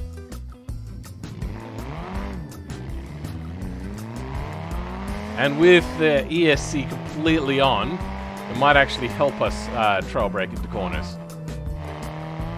Oh, ESC really kicked my butt that time. ESC really slows the car down a lot, though. How many cars have I been through? I think this is the 6th. Realism and commonality, let's go like a 7 on that one.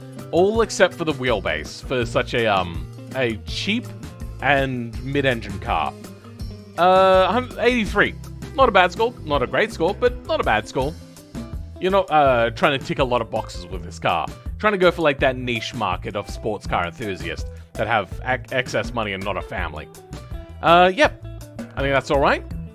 Moving on to the next car. Hey, okay. Let's bring out the new Circuit de la Sarthe.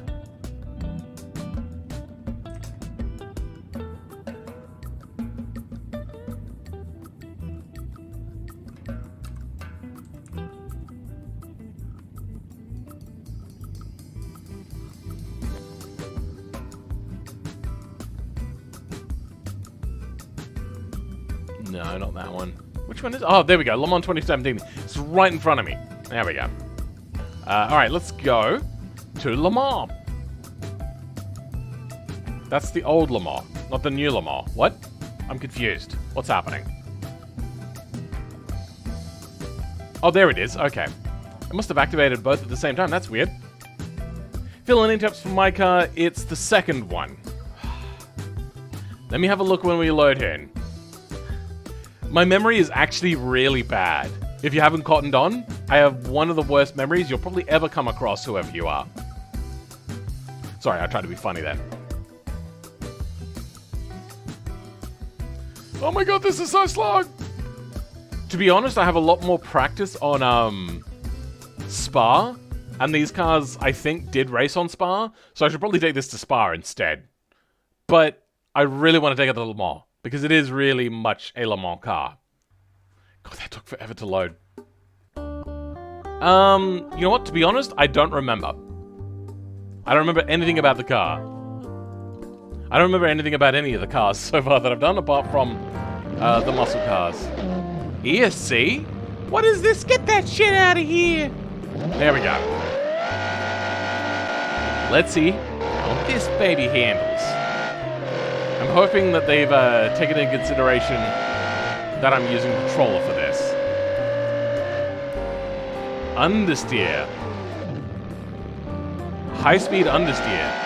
That is not great. Look how I'm putting down that power in a straight line and the thing isn't spinning out. Isn't that great? I love it. Alright. Let's try that again. We'll lift a little bit.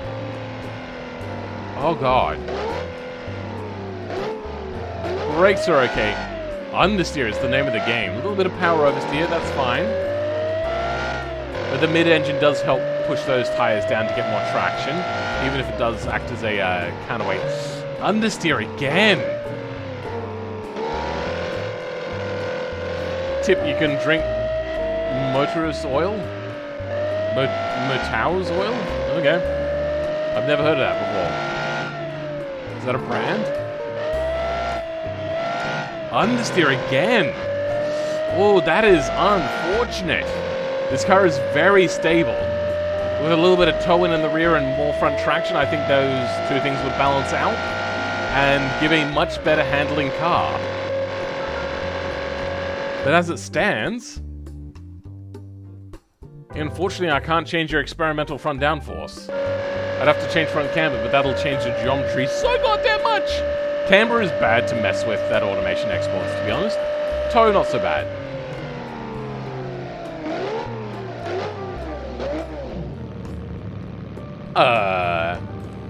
I think my memory might be as bad as yours, or maybe even worse. I have short-term memory loss, and you might think maybe he has good long-term memory. Nope, not even close. I forget everything. My long-term memory is mid. There are certain things I remember and certain things I don't. Now, if this was a more realistic car, I should start braking by about the 100 to 150 meter board. Whoops daisies. I didn't give the car time to settle before I ran around the corner at full speed. Full power, sorry.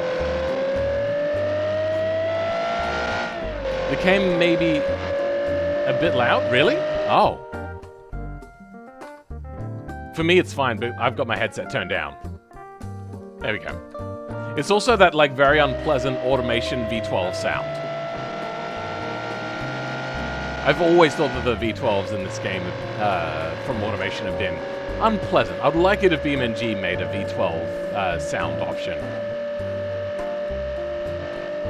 Let's start braking at the 300. No, that is too far back. 100 meter board. Oh, I braked early, and it almost felt as if I braked too late. And then understeer. Alrighty. I would have loved this car. Like, as it is, it's actually pretty darn good. There is a lot to like already. Except for the fact that you don't have the slanted rear back end. I did explain how you might do that.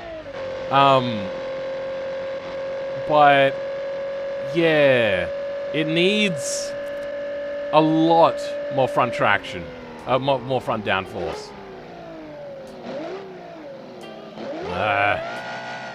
Whoops. It clutch dumped me there for a second. The only thing I remember is that I forget almost everything. My short-term memory is pretty shocking. It's pretty bad. My long-term is a little bit better, but not as great as somebody without disabilities. Got memory loss only in school. Should be able to take this at full speed and then trail brake into this corner. Yeah, I think with a lot more front downforce, you'll have more traction. You'll have a lot more traction on the front into braking zones, which will help you with shortening up that braking distance. As it stands, this car is unfinished. That is unfortunate because I was really excited by how good of a job you've done of kind of replicating this. Even though it is a fairly easy one to replicate, kind of. Not enough Parmalat. Oh god. Tried my best with my second automation car. Well done. I could make the correct engine as it didn't fit, so it's a 5-liter V12 instead of a 7-liter. Okay, fair enough. I also attempt to recreate the interior as good as possible. Hope you enjoy. Please tell me any problems in the comments. I know it isn't perfect. A lot more front downforce. What is happening? That was weird. This thing probably would have generated about 2 tons on the rear, then adjust the front downforce for this thing to handle nicely. I think that should about do it. Do the trick of like lots of invisible wings that are really big, like the size of the car, and then paint them invisible, and then give the car like 10 on the wing angles in the aerodynamics tuning section. And then just add more and more wings until you get about 2 tons on the rear and balance it out with the front. Looks like Jaguar that holds the speed record at Le Mans. This is the XJR12. Like 450 on the full straight at top speed, so it seems a bit off to me. Let's go back to the other end then. Did you say it was meant to reach 450? That's very fast.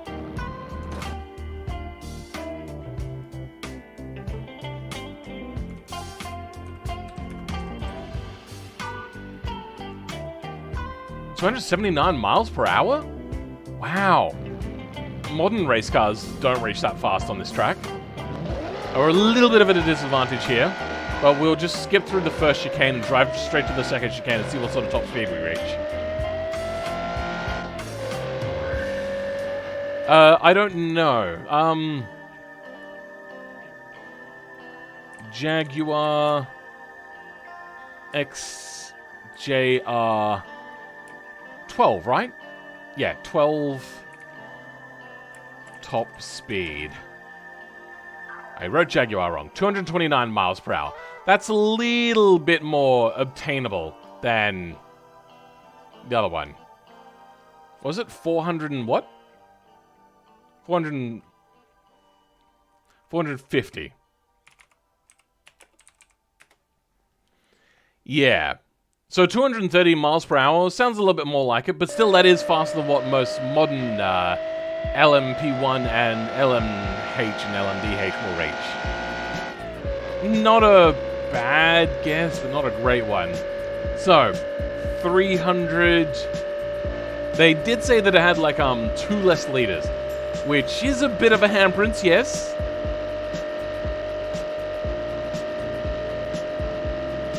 Yeah.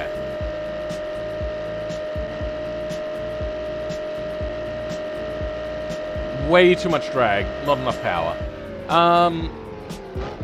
How much horsepower did the original create? Let's have a look. XJR 12 horsepower. 730 horsepower. What do we have in this thing? UI apps. TOR.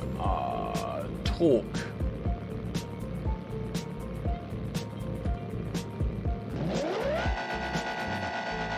430 kilowatts.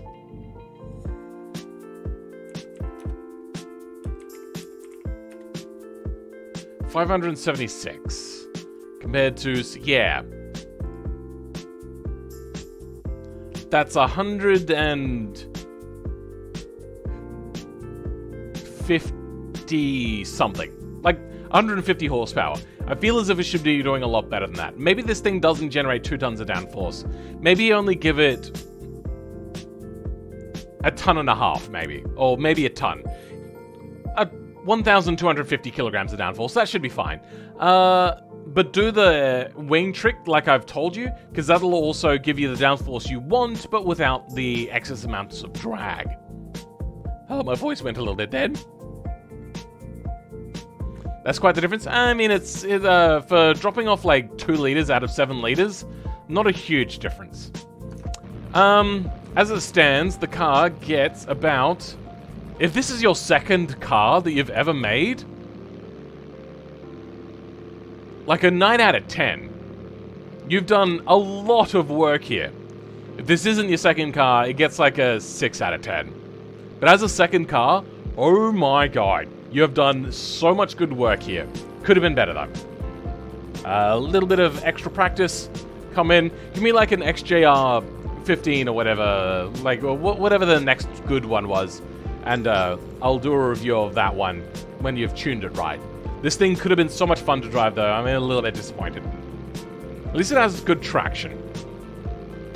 Alright, top speed record is 450 by Peugeot apparently. Oh, 405 by Peugeot. Fair enough. Still amazing job, and it's this person's second car. Yeah, like all of that interior. Whoops. No. There we go. That interior, wow. You've done a lot more detail than what a lot of people do with a lot higher hours in this game. Good reflections there. Alright. Before we go, I want to check out whatever the hell this thing is. It's a no material box. No. Oh! I know what this is. This is the terrain. Whoops. This is the terrain for the map. That means that all of this is a 3D model. I know that it's a map because it's got the quadrants in it. Yeah, that's very much, yeah, weird that they did that. Very well done. I very much do approve. Unfortunately, more downforce probably would have been fine. Even without the top speed thing, I would have been fine. It would have been like, wow, this thing handles really nicely.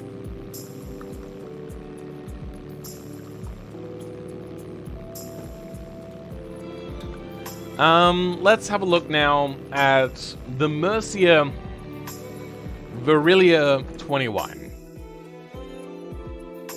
Where is... Oh, there it is. Okay. Homologation special made to a more luxury sports car. 5-liter V8, 620 horsepower, 750 Newton meters. That's a lot of torque for a lot of power to come out of a smallish engine.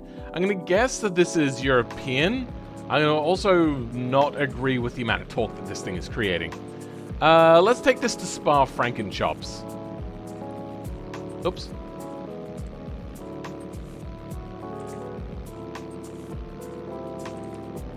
Oops, not sap. Oops. Oops. God damn it. I hate the fact that whenever I hit backspace on this, it gets rid of chat. So I'm trying to like do it really super fast, so then it'll not bug out on me. Where is Spa-Frankenchops? There we go. The rectangle of death. Sure, I would have just said the square of land. Or since it was so deep, the box of land. Oh, I've got my cache cleared and everything. Let's give Pippa some pats whilst we wait for it to load. How you going, Pippa? Pippity pip. Yeah? How you doing? Yeah? You got a little bit of dust right there on your face. There you go, good girl. Let's give you a bit of a treat. Here you go. There you go. Good girl. Oh wow, this stone is taking a very long time to load. Oh, hey Pippa, you wanted to jump up, did you? I mean, you're just out of surgery recently. I don't really want you tearing your stitches. They're a couple of days old. I suppose if they hurt, you'd stop. Oh, here we go. All right. Down you get, Pippa. I'll let you down softly. Good girl. Alright, the Mercia Virelia 21. This is a homologation special. It's probably meant to be a GT3 sort of car, which it doesn't have the aero for it, but we'll take it around anyway. We'll turn ESC off. It's very quiet now. Let's... The brakes suck! Turn the audio back up.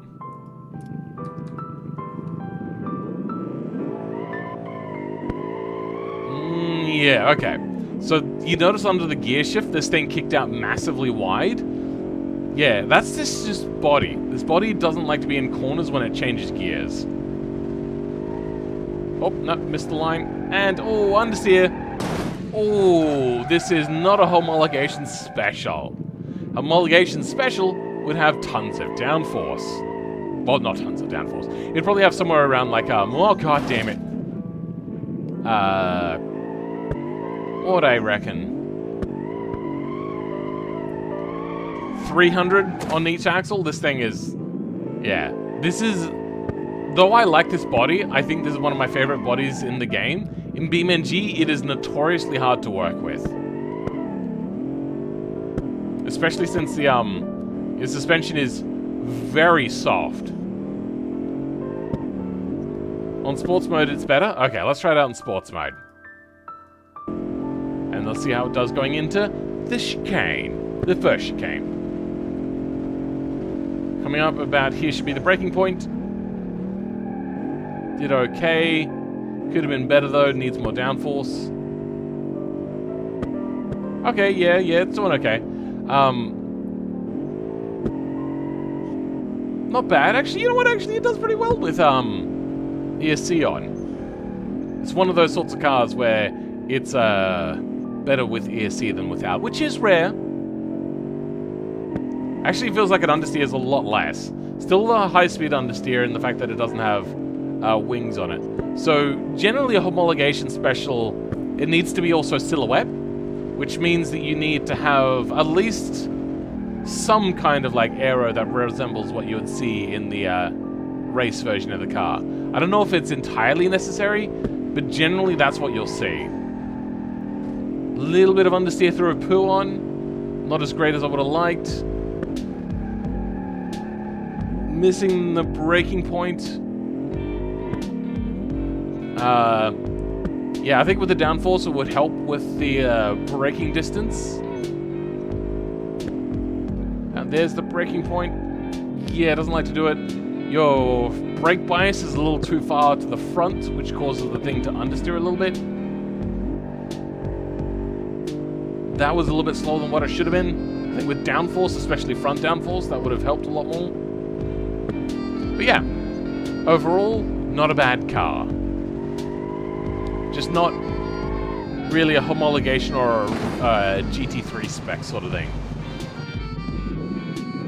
To be clear, for GT3 at least, there's not massive difference between the cars you can buy nowadays and I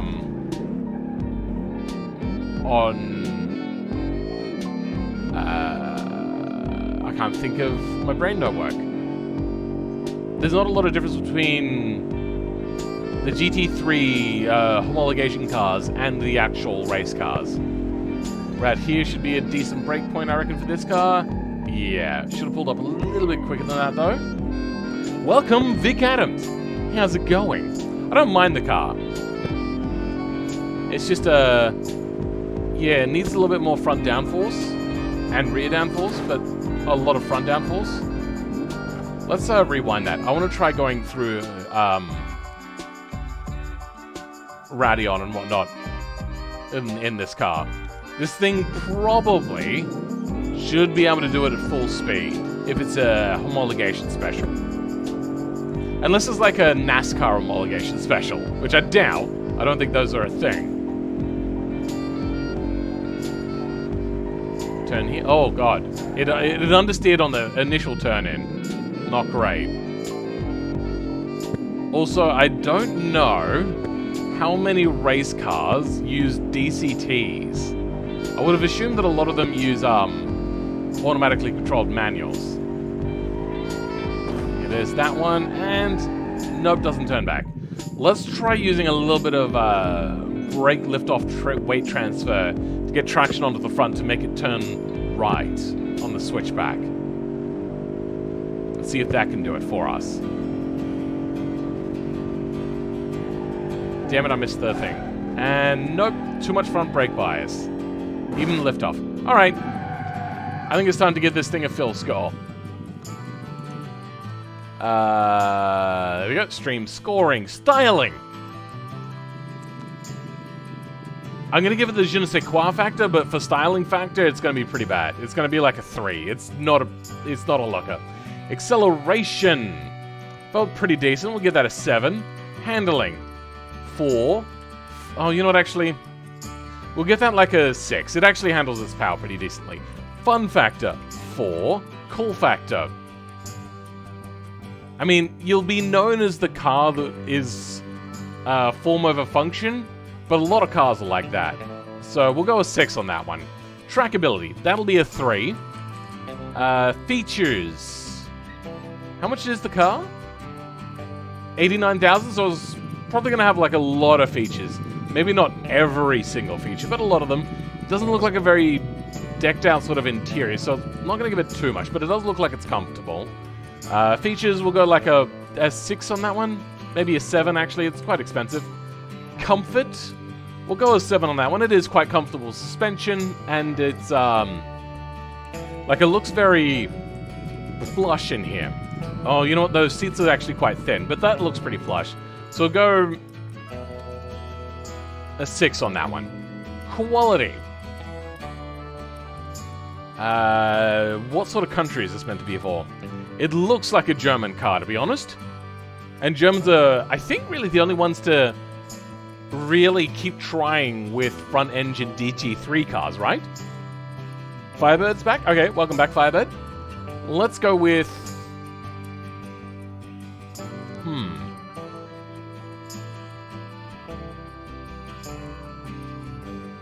I mean, it is a GT3 car, so you're going to need to do a lot of servicing and whatnot, and repairs are going to be very expensive. It'll feel good, but it won't be very good. So we'll go like a 6 on that one, I feel. Practicality. How many seats do we have? 2. And the back has push-rod suspension, so not a very big boot. 2.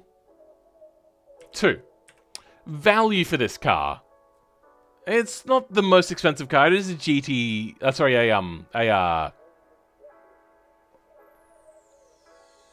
homologation special. So the resale on those are a little bit higher, but it really depends on how well the car does. If it's a massive flop, then it'll hold its value because it'll... over time, that is. Because people will be like, oh yeah, you remember that car? Kind of like the Marcos and a few other cars. TVR as well. Or if it does like amazingly well, then it'll start to sell well over time.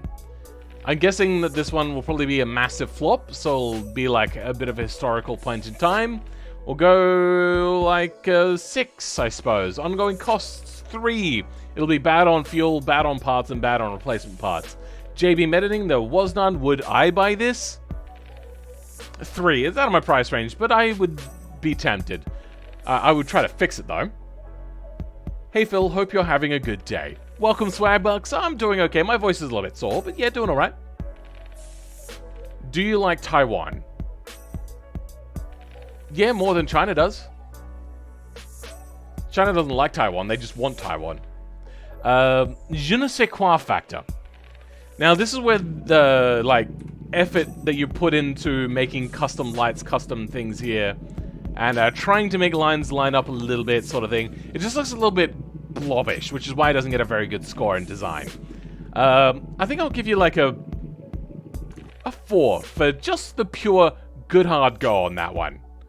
If you had done it but also done a good job, would have given you a much higher score there. Probably would have been like 9. Because, like, design of modern cars, really hard to do in automation. Realism and commonality. What's the engine again? A 5-liter V8? But overhead cam? No. Push-rod suspension on a car like this? Also probably a no. I'll put the camera in place. Oh, okay, you have actually done something? Oh, okay. JVM editing. 1. Yeah, you really should have put that in here. So, the camera placement is a good entry place into J-beaming. Well done.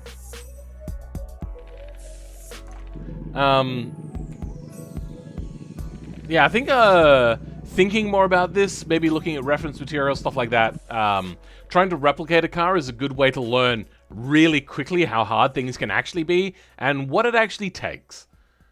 The realism and commonality, like a 7, because there's a lot of like big muscly GT homologation cars, like your Mercedes AMGs, your BMW GT3 cars, your German front-engine rear-wheel drive cars that are for GT3 racing, or just other homologation sort of stuff. A few American cars maybe, but this one felt more German than American. Hey Phil, do you like New Zealand? Yeah? I don't really think about it very often.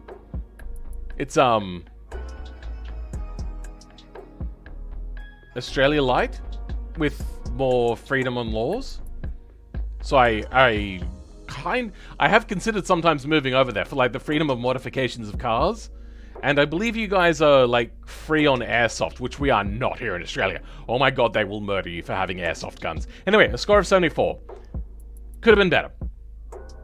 I think with the front aero, you probably would have done a lot better on your weekend score. Aero overall, but aero on the front.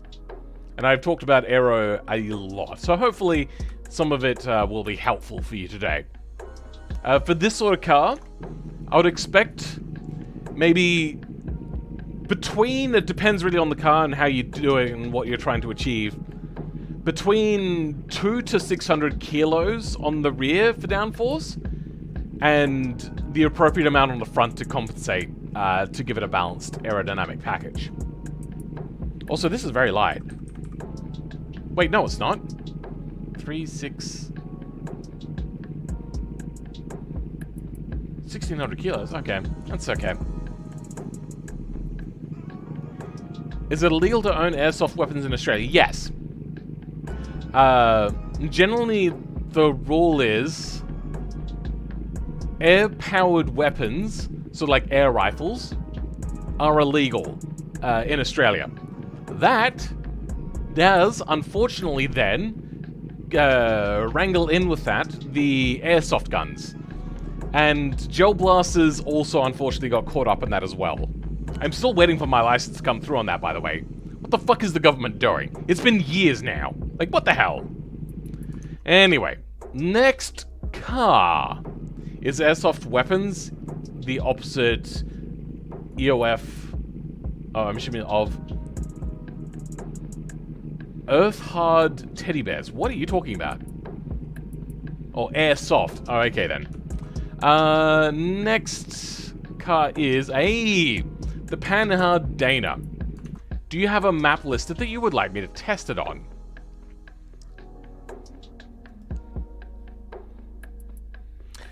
Force Little Boxer based on the real Panhard Dana Type Z. Let's try it out and have a look. I feel the overwhelming design feature here is the fact that the front is so rounded. And this one feels a little bit flat on the front, which is unfortunate. Let's take this to... Do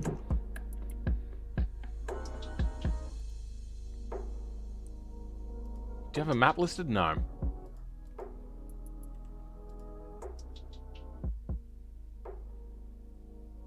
Paris restaurant named this ended the following year? Background? One of the world's oldest manufacturers. Nice. Okay, interesting. It's equating a lot of French cars. French Motor Company. Okay. well, since we don't have a French map apart from Circuit to the South, I doubt that that's where that's meant to go. We'll take it to, America's version of Italy, which is...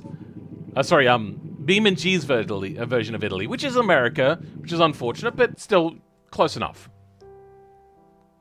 It's illegal to own airsoft weapons in South Africa? Really? Okay. I did hear that there was a lot of gun violence, so people could be just, using it to trick people into thinking you have a gun and whatnot. Take it to the Australia map? I don't have an Australia map, except for Bathurst. Oh, there's also a hill map as well, but no, I'm good. Every map is taking forever to load. I hate it when I have to clear my cache multiple times over to get beamng to work right when making mods. Alright, here we go.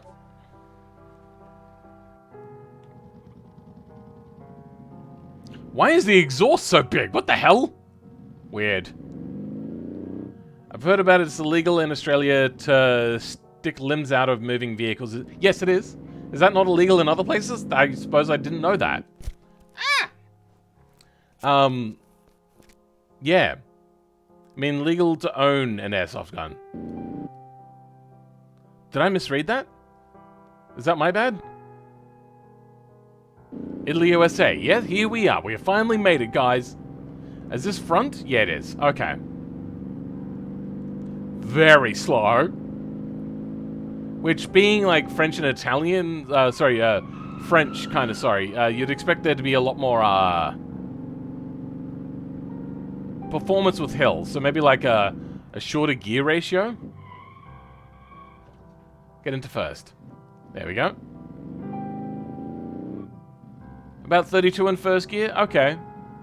That's doable. And it does not want to accelerate. There we go, get a little bit more speed there, get it into its power band.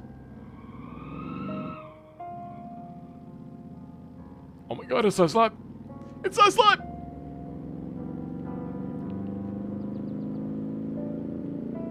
In Poland, it isn't illegal to stick limbs out of moving vehicle. I mean, it's stupid but not illegal. Okay, fair enough. I think because we've had a lot of conservative governments over the years, that people are like, oh, but what if they hit their hands on a sign or they try to attack somebody as they drive by? Like, stupid stuff like that. Like, they tried to ban overpowered vehicles in the 60s in what was known as the supercar panic.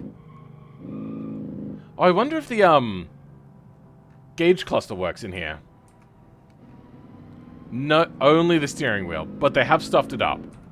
And since I'm using a controller, we'll stay in third person anyway. I like the amount of tuck that the front wheels have, the wheels have. Ooh, a bit of understeer sometimes, which is unfortunate. And then oversteer because I'm a numpty. Shipping in every country, but not illegal everywhere. Imagine if people had brains for use. Yeah, see, the problem is you have to generally do things for the lowest common denominator. Oh, god damn it. To use? Oh. Ah, okay. For usage, okay. I know, I thought I understood it anyway, so it didn't really bother me too much. This is unsatisfying to drive. Not only is it slow, it doesn't feel great in corners.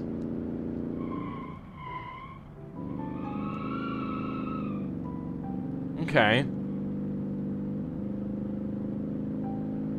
It is exceptionally slow. I like the realism in how slow it is. That I find fun. How do I get up into the hill over there? Is this the right way? What the hell? Did the number plate just fall off? What the hell? This way? Castiello? It's weird how this American map has the Italian language written on it. I think this is the way to go. Apparently that is a sign to say that we're going over a bridge. Good thing, because otherwise I probably wouldn't have known. And you have to really do keep the speed up for this car as well. Otherwise it's just gutless. Sorry, my internet disconnected. Why are you sorry that your internet disconnected? I'm confuzzled. For having like really narrow tires, this thing won't break traction. Which is unfortunate. Because I need to a little bit sometimes to just get a little bit more speed. It just wants to be very gutless. I wish there was an option in beamng for like clutch riding in first gear. Which way are we going? Understeer under brakes. Probably could do with a little bit more rear bias, but I suppose this is meant to be a safe family car. So having your car spin out when you brake into a corner, not the best idea. So, I very much approve. I know contradictory statements, but hopefully that made sense. Also, in the box plugged itself out, AI has become self-aware. What? Ah. I never knew that the US looked so much like Italy. Yeah. What's the joke in Austin Powers? I think it's amazing how Utah looks in no way like England or something like that. I do like Austin Powers a lot. Austin Powers is so much fun. God, this thing is slow. It's really slow, boy. I don't think I will give this thing a full fail score. Because it is way too hard to guesstimate a lot of things. And they have stuffed up their J-beaming. Which is unfortunate. In South Africa, you cannot wrestle... You cannot wrestling bear. Okay. Whose internet went down? Wilson's? Mine went out earlier. Also, welcome, Rengu. How's it going? I'm confused why the Microsoft... Oh, okay. Yeah, my internet went down. And I reset the modem to see if that fixes it? No. I'll have to update the IP address and relaunch the server for that to work. So, wait for me to finish the stream and then I'll get to that. Oh my god, it's so gutless. All I want to do is make it to that city, drive a little bit around in the city because this is a city car. But it's taking so long because it's so gutless. But I don't want to cheat. I want to keep driving. In Colorado, it is prohibited to ride either giraffes or elephants on the streets. Oh yeah, those hooligans riding around on giraffes. I've never actually heard of anybody riding a giraffe before. That seems dangerous. Not for like a wild animal or anything like that. But more like if it falls over or you topple off or get bucked or anything, you're likely to die. Like, you can get seriously injured from just a horse. Could you imagine that on the, like, the height of a giraffe? Oh my god. What I'm guessing it is to, like, maybe, I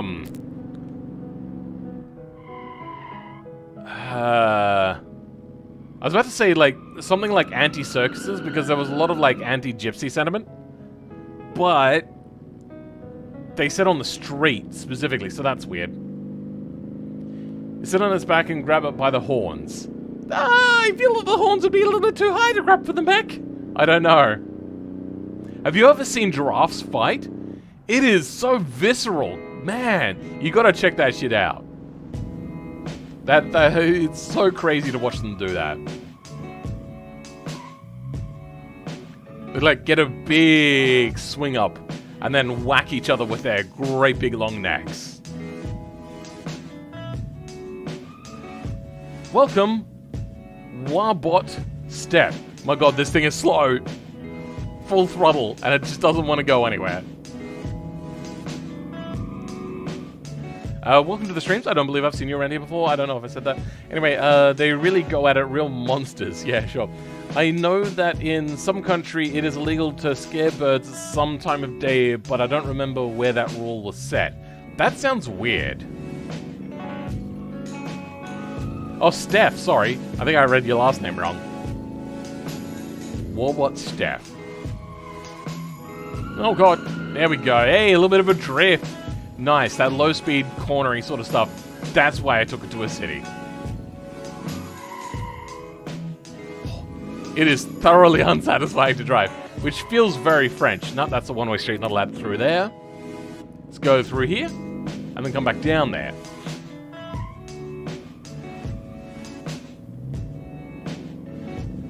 Come on. There we go. You know, when you're not braking and you're getting a little bit of weight transfer going in, a lot in there apparently. it's not actually so bad. I found myself on the wrong part of the map. I wanted to be on the upper part. Oh yeah, there we go. That's how we get to the upper part, is it? Have I ever been down here before? Let's go down here. We got no particular journey plans. Does that road just dead end into a wall? Is that meant to do that? Is that meant to be a, Are they gonna upgrade this at some point to have, like, an actual, like, thing here? Not by the looks of it.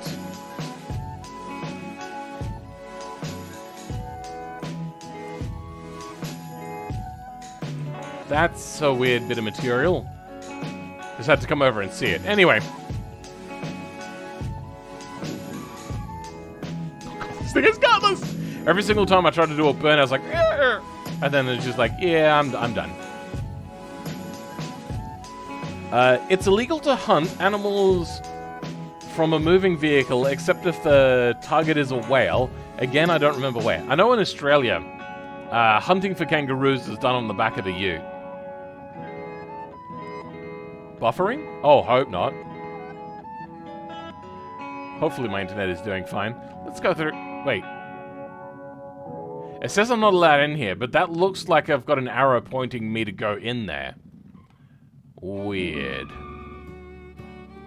Yeah, alright. Lots of one-way streets. Hate them. There's not many one-way streets in Adelaide, which I'm very appreciative of. Also, Adelaide sucks for driving in. Looks smooth to you? What looks smooth? Oh, you mean the bitrate and whatnot. Oh, hello. Wait. Is that a perspective photo of the inside of a shop? It is. Oh, that's funny. I'd never noticed that before. Yeah, that law in South Africa, you cannot wrestle... Okay, good for you. Alright, well, nope. There we go. Let's Italian job this. Whee! Oh, God. Oh, there we go. Lost the number plate again. Whee! Oh, okay, yep. Hey, look, charging infrastructure. Woo!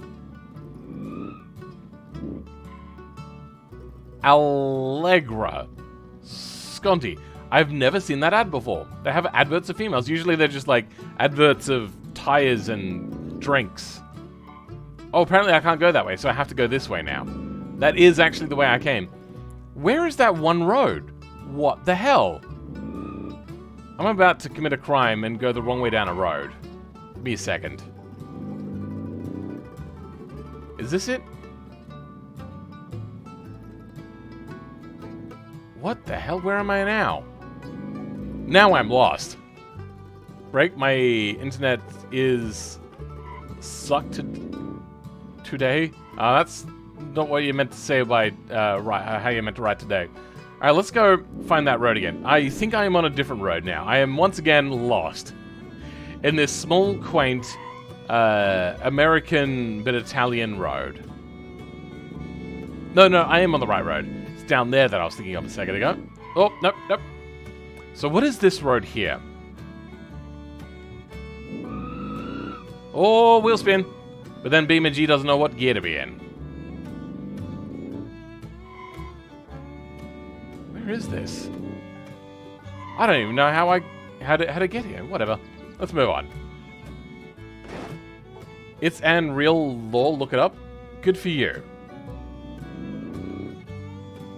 I mean, it would make sense that something like that would be on the books. Sometimes unusually specific laws do end up on the books.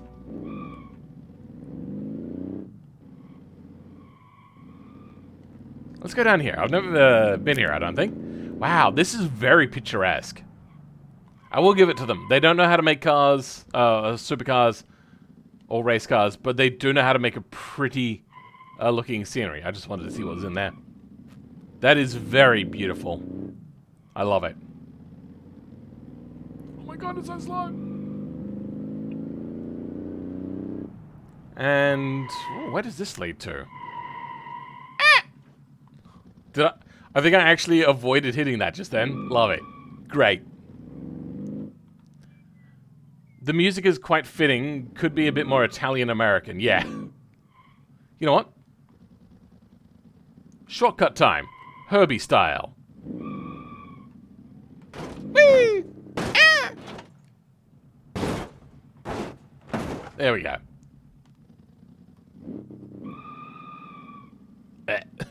No, it doesn't like it. Alright, car gets a 6.5 out of 10. I like its realism. You didn't get the J-beaming quite right with the materials, unfortunately. There's some weird quirks with it.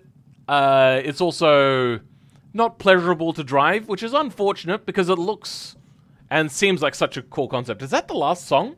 Wow, we've gone through 100 songs, guys. Next page. 100 more. But yeah, I do enjoy it in concept, but actually driving it, this thing is so slow. It's legal to urinate in public so long as your right hand stays touching your vehicle.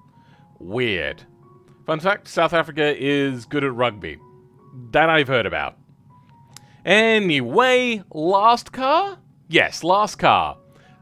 Don't have high hopes for this because it looks like it's made by somebody that is less experienced. But since it's a supercar, let's take it to a racetrack. We can take it to West Coast, USA, Canada. It's in Canada, right?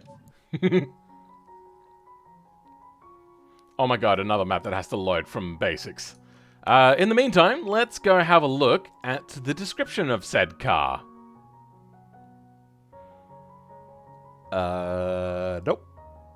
Here we go. Okay.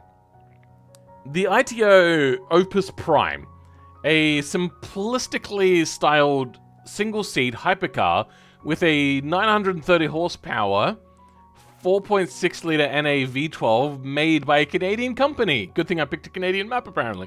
And built in Canada. P.S. Don't lend it to Richard Hammond. Oh, okay then. I'll post a link in the comments in a few days' time. Okay. Le car, please note, the car drives like a car. Le car means that this is meant to be French Canada. Probably. Good luck, Phil. For next week, should I release a trike or an electric car? An electric trike, sure. Welcome Brian Greer back. How's it going? And Doom plays your car now. No clutch, okay. That very unpleasant sort of V12 sound, I think. Is it? 1, 2, 3, 4, 5, 6, yeah. Could do with more downforce. It doesn't seem to handle too badly with ESC on, but it's making it seem as if the thing is going to be incredibly hard to control without ESC on. Not a whole lot of understeer or oversteer. Okay. Quite low. This is all-wheel drive, right? I can't remember. What the hell? Weird shapes. Oh no, it's just rear-wheel drive, is it? Okay. Let's just double-check you haven't cheated. Front suspension, double wishbone, front coilover, racing, pinion steering, front sway bar, front spindles, front suspension mesh, front brakes, front differential. I knew it! I was thinking that this thing was all-wheel drive, so we have rear drive, but you've hidden the fact that this thing is front drive. Let's confirm.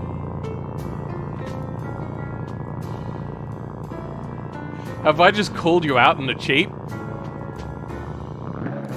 You cheating bugger! Oh, you are filthy!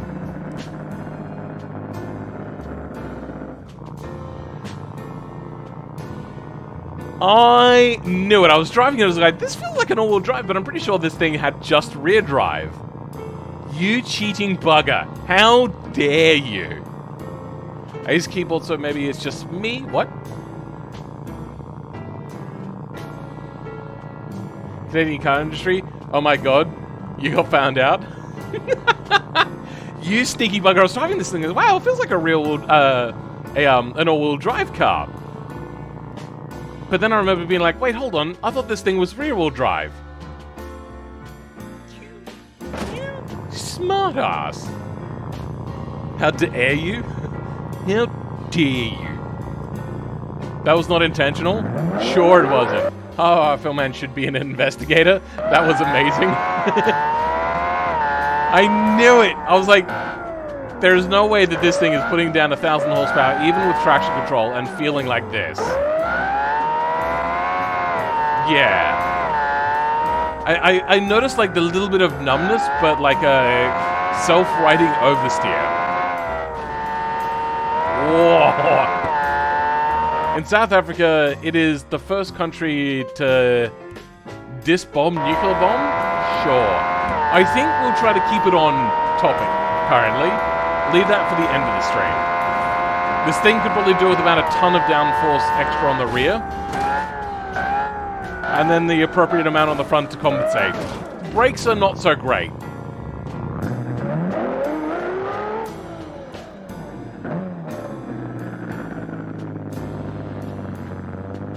The reversing light is so well integrated, is it?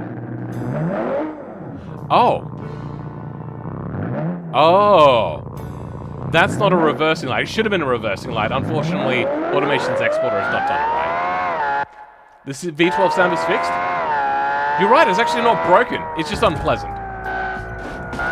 Brakes don't exist on my cars? Yeah, I've noticed that this one is not great on the braking. It is quite a chuckable car, I will at least give you that.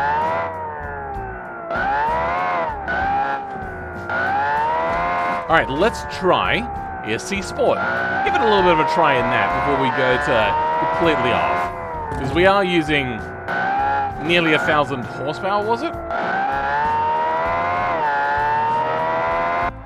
Well, when I used to work on my hypercar, it was loud that. Yeah, you're right, actually. Yeah, you're right. Fun oh, God. I like the rear of this car. It could have a bit more going on top. Yeah, on top, on side, on front. The back looks good enough. Like, I am actually really happy with the back. The rest of it, not so much.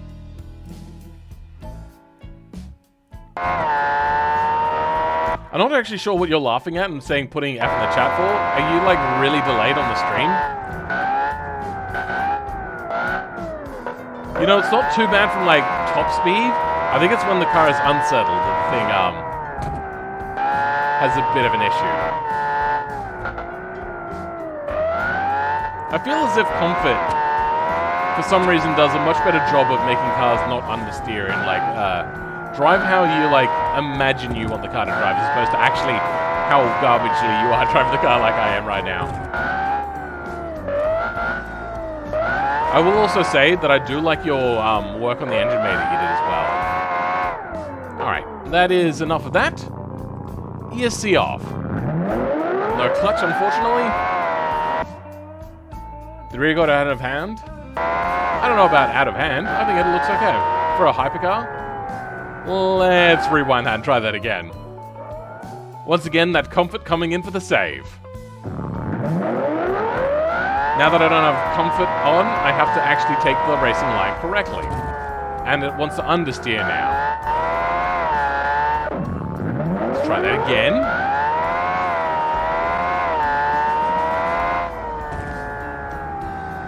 Alright, let's try with Comfort on.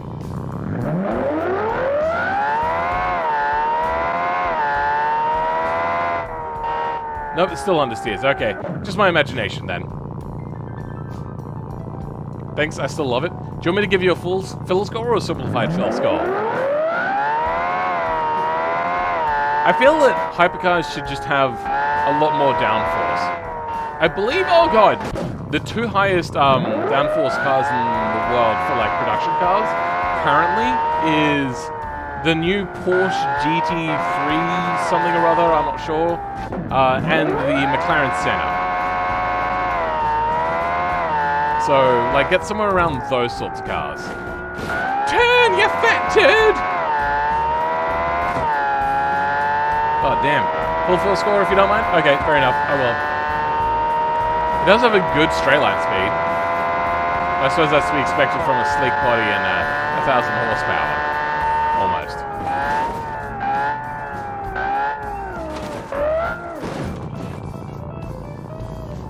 Not great under brakes. I gave this thing like extra brake room, and it still didn't want to deal with it. I'll be on for it 2.0. What? I don't know what you mean. How many cars you gonna finish? What? This is the last car of the stream. Oh god. Ah! I just want to take it through the corkscrew once.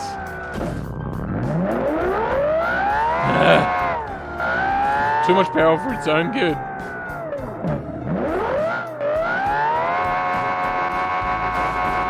Not bad. Okay.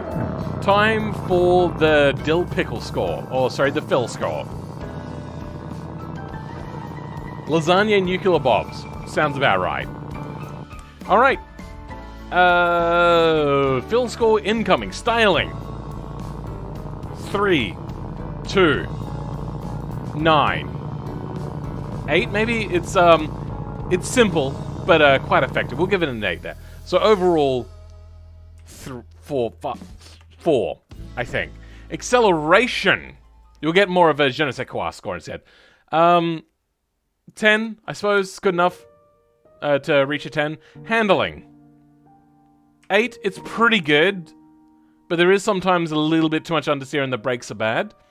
Fun factor. I don't know, it's really hard to tell. Sometimes it's good on the brakes, sometimes it's really bad on the brakes. Fun factor. 10, because it's not really dangerous at all, it just feels really well put together. Cool factor. 7. Like, a lot of people are gonna know what this car is and be like, wow, that car, I've heard really good things about its driving and stuff. Not the best car, but still pretty darn good. But ugly. So it's gonna have, like, a lot of, talk around it. Oh, wait, you didn't put a price or a year in here as well, so you're gonna get a really bad score. Trackability. 6. Your brakes are atrocious. Features. Like, it's maybe not just the amount of power brake you have, but also, like, the balance and it's working with the ABS and your downforce amounts. Features. No price. I can't really give too much of a thing on that. So we're going to have to go entirely by the interior. And we have basics. The same basics. I don't see any sort of, like, maybe the AC controls are on the steering wheel. No J-beaming. Probably a 5, I don't know. Comfort. It doesn't look comfortable, but it is plush in here. It's not the loudest car, but that seat is very thin. So we'll go like a 4 on that one. Quality.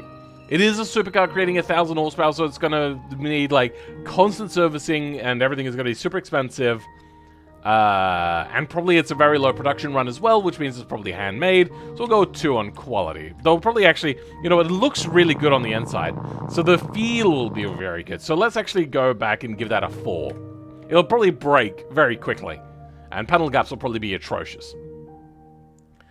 Did I see the interior? The interior is pretty nice. I do like it. I'm going to make a rip-off Mercedes version EQXX. I don't know what that is. Practicality. It's got 1 seat, but at least it also doesn't really have much boot space at all. Oh, you know, actually, this might actually count as boot space in the rear here. That could actually be used, because it is a speedtail. In the front, there's a little bit of front space, but I'm assuming that's meant to be used for air through.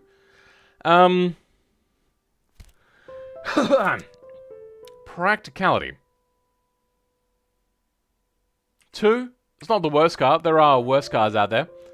Value. Can't do it. Ongoing costs. Can't do it. But it'd be really bad anyway. J-beam editing. None. Would I buy it? There would be an inkling, but it would never be within my price range. Je ne sais quoi.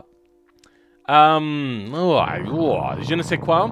There is a little bit. We've got like a 4GT sort of thing on here, which I did like. You've done a really cool job of the engine bay. I feel this ventilation is going the wrong way, though. The ventilation should start here and go this way. I know that it's the wrong way around for the aspect of the vent, but it feels like it should be the other way around. And the back end looks pretty good, but the rest of it is not great. Feels like it's a first draft that you should have scrapped and tried again. We'll give it a 6. That is a pretty good job, but you know what? A 7. The interior as well, I think, just brings it up a little bit more. Realism and commonality. 3?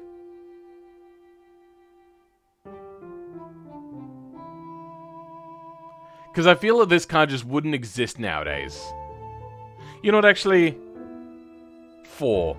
Because making such an ugly supercar... Now, I know that there's McLaren, but making such an ugly supercar, I feel is not very realistic. I'm going to make a... already read that one. Bonjour, Rampizez Mech. I don't know what that means. You're talking in French. Misa no understando Frencho. But yeah, a score of 72. Not a great score, unfortunately. Oh dear. Really fun though. Oh, you've actually got the indicator separated. Cool. Wait, is that uneven? It's uneven. This wraps around this amount, but this only wraps just to there. Oh dear. Big no-no. Big fail, Doom Plays. No, I'm joking. That's really nothing. This has been a fun stream. Do I have a favorite from this stream?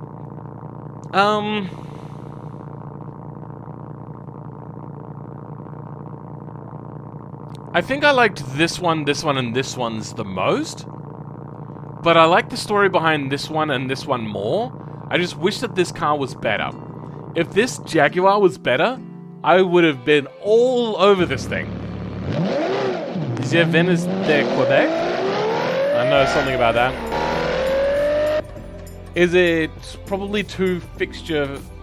fighting fixtures? What? I don't know what you mean by that. I'll improve it. Personally, love the looks. Okay. I mean, that's your choice. You're probably the sort of person that also likes the look of McLarens, which is fine. Oh, that understeer. You know what? Let's try doing a little bit of tuning. So, we're going to increase the rear brake pressure a little bit. Let's go up 15%. There we go, that should do it. And a little bit of camber on the front. A little bit of toe out on the front. And a little bit of toe in on the rear. Apply. Oh, we also got tire pressures, I suppose, we can play with.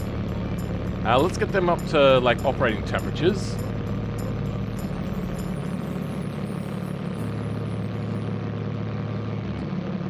That should do it. Hey, Phil, can you look at the Spiker C8? I think that the Spiker C8 is one of the ugliest cars to ever exist.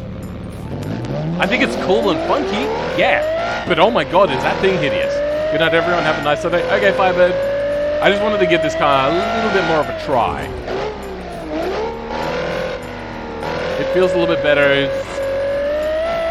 Because it doesn't have downforce on the front, when you try to accelerate out of the corner, it tries to pull your nose straight.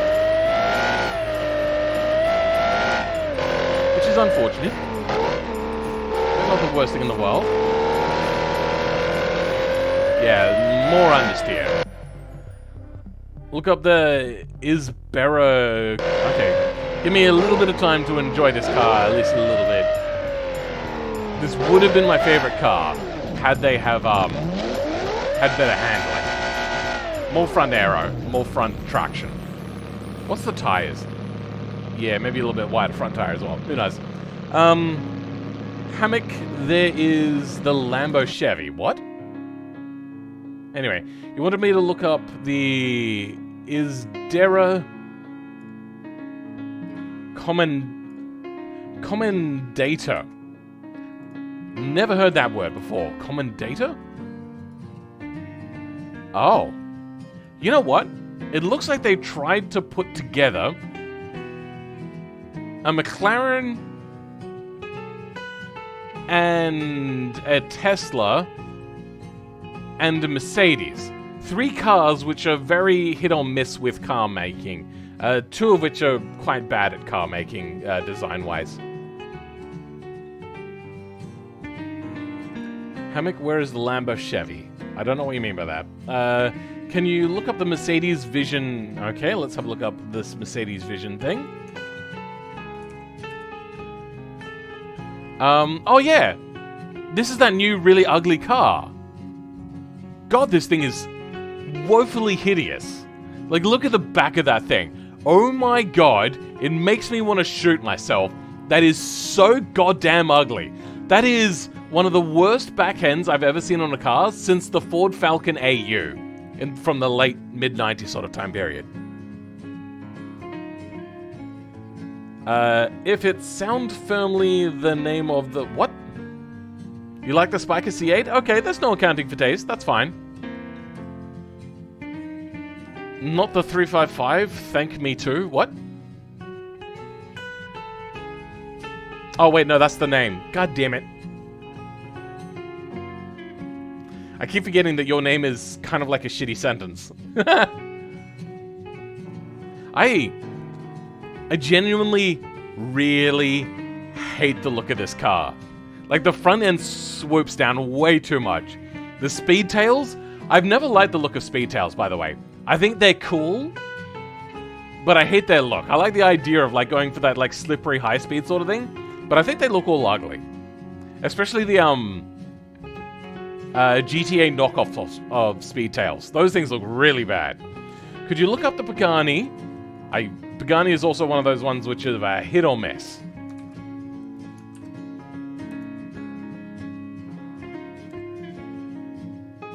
Isn't this just a... Oh. Oh, that is a bad back end. It just kind of looks like a Huayra, which I don't actually like.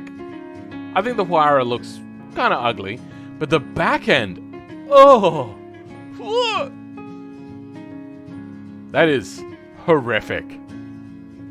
Not as bad as the Mercedes, but still pretty darn bad.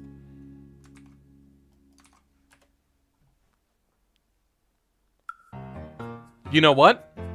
That looks funky. Is it good looking? But it is funky. It's reminding me of the Low-Tech C100. In like it's a C1000, sorry. In its weirdness, sort of like a round sort of shape. A little bit of a cross with this. Maybe the GT90 and a little bit of Bugatti EB110. And I think you get this. In fact, actually, I think I might have seen this thing before. Like a long time ago. How old is this car?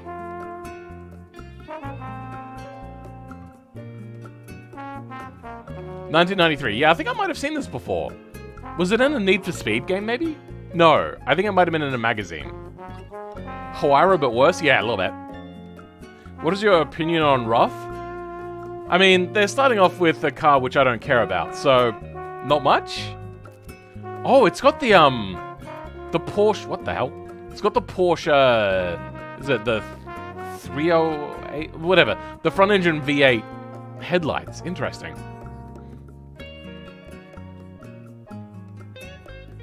I like this. There's something about it. Just looks nice. Sorry, not doesn't look nice. I mean, looks like I want to like it. Like yeah. Something about it just looks like I like it. No, it is a Need for Speed. Okay, yeah, I think I've played with this car before.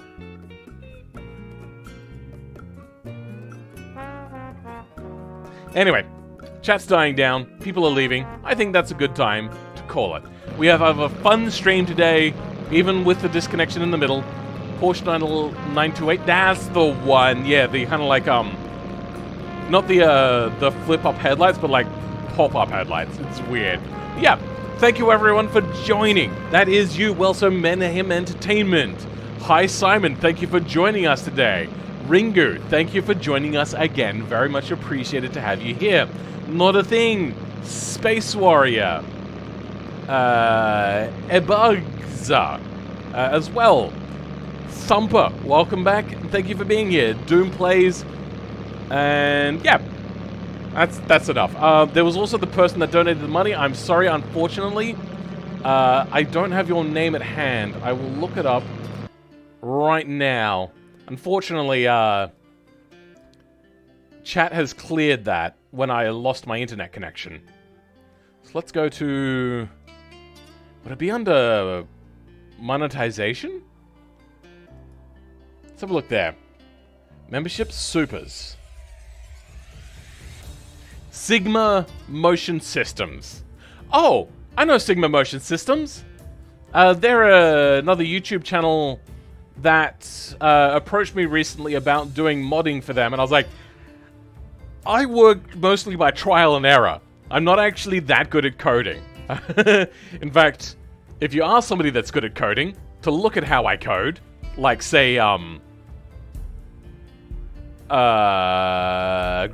2010, they look at how I code and they're like, I mean, you're not really coding. You're more doing like trial and error. Like, I understand the basics of things on a very rudimentary level. As in, I understand how things have to be called and there's and, if, or statements, all that sort of stuff. I understand how to, like, match names up sometimes. I know kind of how to research, but beamng's kind of split in two with how their coding is done. There's the pre-update code, which they haven't taken down or have, like, big writing on here. This is all out of date.